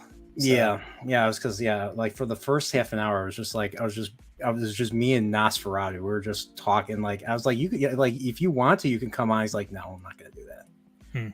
Like, yeah, he's that private. So, well, to be completely honest, you texted me and I was like walking in the front door, like I had just finished driving, so I couldn't have hopped on earlier anyway. So so you just got back from your holiday? Oh wow. Yeah. Oh, appreciate it. Appreciate it. That's how much I like you, Brian. Yeah. Well, I appreciate it, man. I hope that, yeah, like you said, I hope your holiday went well and everything. So, yeah, I was just curious. So you smoked the turkey. What else did you have with it? You didn't take any pictures, so I'm curious. Well, there was the one smoked turkey picture that I had. I mean, all the standard normal stuff, tons of pies and mashed potatoes, all that stuff. The smoked turkey was just the only thing that I was personally cooking. Oh, okay. So it was, like I said, we had like 18 people, and so like everybody brought one or two things. So I brought one of the two turkeys was the one that I smoked. The other one was just cooked normal in the oven, and then we had the standard mashed potatoes and I think it was dressing, not stuffing. Okay, so dressing is basically you don't put in the bird and everything. So what's funny is when I make stuffing, there's always more than enough because the cavity only can fit so much. Yeah. So everything that I leave out there is supposedly it's supposed to be dressing. But what I try to do is I take the drippings off the turkey and I put it into what's in the pan to make it taste like it wasn't a bird. That's what I do. And then after that, I didn't feel good after eating it. So I don't know if it was the fat or the drippings that made me feel like shit. I had to go for like a really long walk just to walk that off. So You didn't feel good, like you had a pain in your chest, and you were like, yeah, like I have eaten so much that I'm going to die. yeah. So I'm kind of I was thinking, I'm like, I'm not gonna, like, usually we always have a turkey for Christmas. I don't want to make a turkey for Christmas. I want to step outside my comfort zone this time. I want to try and make the old turducken. Yeah, I want to try and make my buddy Marty made this a couple years ago. I want to try and make Gordon Ramsay's beef Wellington. My wife's done that before. Yeah, just you make the mushroom and you wrap it up and everything. Yeah. I want to try that. If you do try it, the secret is you have to really, really get the moisture out of the mushrooms. Like that's the secret. Yeah, I'll have to ask my buddy, because I've actually tried his stuff and I've watched him cook it. So I'll just And then do you have a sous vide? No, I don't even know what that is. It's a French term for vacuum, essentially, without pressure sous vide. It's an immersion circulator cooker. So basically, you take whatever item it is, you put it in a vacuum seal bag, you put it in a water bath, and then there's this thing that is immersed in the water that brings the water up to a specific temperature. So it's also, like I said, a precision cooker, precision circulation cooker, or something like that. But generally sous vide, if you Google it, you'll find them. There's tons of them made by different brands and manufacturers. But the idea is that if you take a really big chunk of meat, like a big beef tenderloin for beef Wellington, you throw it in there and you say, hey, I want this rare. I want it to be 128 degrees, right? You set it, and the water bath is set to exactly 128 degrees. And so you put the meat in there, and over a course of several hours, the entirety of the piece of meat will become the same temperature throughout it, inside, evenly heated as the water around it. But nothing will get overcooked, because it can't get above 128 degrees, because the water bath is only 128 degrees. So what it allows you to do is like perfectly evenly cook through something. And so if you have a sous vide, the two cheats on the beef Wellington are to sous vide the tenderloin, so that and then really extract all the moisture from the mushrooms. And that way what you do is you sous vide the tenderloin, you wrap it all up in the stuff, you put it in the oven, and you're just like toasting the beef Wellington, because the meat is already perfectly cooked. So like you take the beef tenderloin, you sous vide it, you sear all the way around the outside just to get a nice kind of sear on the outside. And then you wrap it up with all the sauce, wrap it in the puff pastry. And then you just like toast the puff pastry. And it's way faster and comes out super well. And yeah. Well done, you mean? Oh, it's well, it's not well done. That would be okay. That's what I'm. Okay, all right. When you said well, that's I'm like really. Okay, so yeah, it's just something I want to try. I just want to do something different for a change, and it looks like a challenge. So it looks like something I want to try. Kind of my skills. The way that he does it, yes, it's a challenge. Like I said, my wife's done it once, maybe twice, and it is super good. But it takes a long time. It. It is really good. Yeah. Yeah. My buddy was working on it for like 3 to 4 hours. So yeah. So yeah. Good luck with it. All right, man. But thanks once again, thanks for coming on, and I'll see you tomorrow on the stream. And Punk Waddle, I think the only person who's still in chat. Hey, thanks for stopping by. It was good talking with you. Read Wheel of Time, I guess. All right. I'm trying to get Punk Waddle to watch Star Trek too. Punk Waddle, you need to read a 14-book series and watch a 200 episode show, and then 200. Yeah, if you put all the Star Treks together, even just all the good ones. 735. Yeah. Oh, sorry. Well, how many Star Treks are you saying are good? You have the original. You have the 10 movies. You have the original series, the animated series, TNG, DS9, Voyager, and Enterprise. Okay, I was only So thinking so that going. I was thinking that you would probably only count like 3 of those as like good. No, I've watched Voyager and I've watched Enterprise, and even those shows, even Voyager being the weakest of the Hmm. that era, I still enjoyed it. I still watch it. I still rewatch it every now and then. Still, so you're a big fan of Discovery then? No, What about Picard? you mean the show that you mean season 1 of Picard that broke me? Getting to see getting to see a character. It was a boy from Voyager. It's a boy from Voyager who was rescued by the Voyager crew, and became worked with 79 became his like surrogate mother. And then they rip his eye out in Picard, and then she just kills him. She's like, I want to die, and then she kills him. I was like, I'm watching this. I'm like, what the fuck? I'm like, you're taking a character that I was invested in. I was in high school when Voyager ended, so I kind of identified with Icheb, and then so seeing him get his eye ripped out and then murdered, and then seeing 7 of 9, basically Jerry Ryan playing Jerry Ryan. She wasn't 7 of 9. She was basically playing herself, and she just started murdering a bunch of people. And then the rest of the show was just like Picard never really stepped up and became Captain Picard again. He was just old man Picard, and they died, and they came back to life for no reason. And then they had this weird plot about these squid looking robots from another dimension that are going to destroy all of humanity and all of life. This existential threat. Really? They ripped off the thing from Mass Effect? Yeah. Mm-hmm.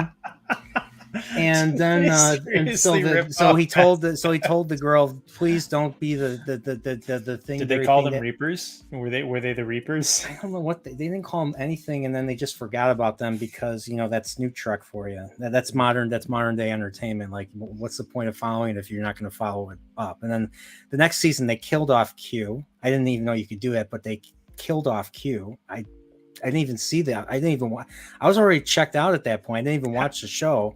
But they somehow how do you kill Q? I guess Q just gets old and dies. I don't know. I don't know. And then he's like, I loved you, Picard. I loved you. You were my favorite. I'm like, what? I mean, I didn't even watch it. I was watching other people talking about it. I just saw random clips, and I saw other people talking about it. So that's how I did most of the Rings of Power. Yeah, Rings of Power. Yeah, I actually saw the first 2 episodes in the theater, and I was like, it's okay. I remember us talking about that. Yeah, and then it just got worse and worse and worse and worse. I never liked what's her name, Galadriel, whatever her name is. Yeah, never, not a single likable thing about her, and just it was the dialogue was just. The dialogue was just like it's all forced. It's all forced, and there's nothing interesting about it. I'm watching. I feel like I'm just like this. I read an article today of somebody for what is it? Winter is Coming, the website, right, or whatever. Yep, I've been there. Yeah, winter's coming.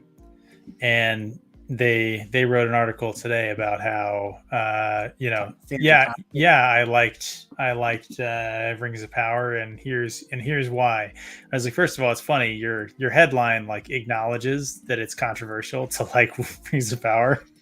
Yeah. But basically went on and said, sure, the show sucked, but they didn't have the rights to all of the good stuff, so it's not their fault. And that's kind of the article, but they just try to put that in like a positive spin. Yeah, that all those websites are like that now. It's just like I don't trust them. I used to go on IGN all the time. I used to read their stuff, but then it got to a point where I just didn't trust them anymore. Yeah. I completely stopped. I'm more. I think I listen now. I listen to more. I listen to independent creators. It's true. even though I feel like Narok and those guys are a little too rage baity, but I believe them more than I believe the access media. Yeah, because they just straight up lie at this point, and I you lie, I'm not going to believe you. I'm not going to trust your take or whatever.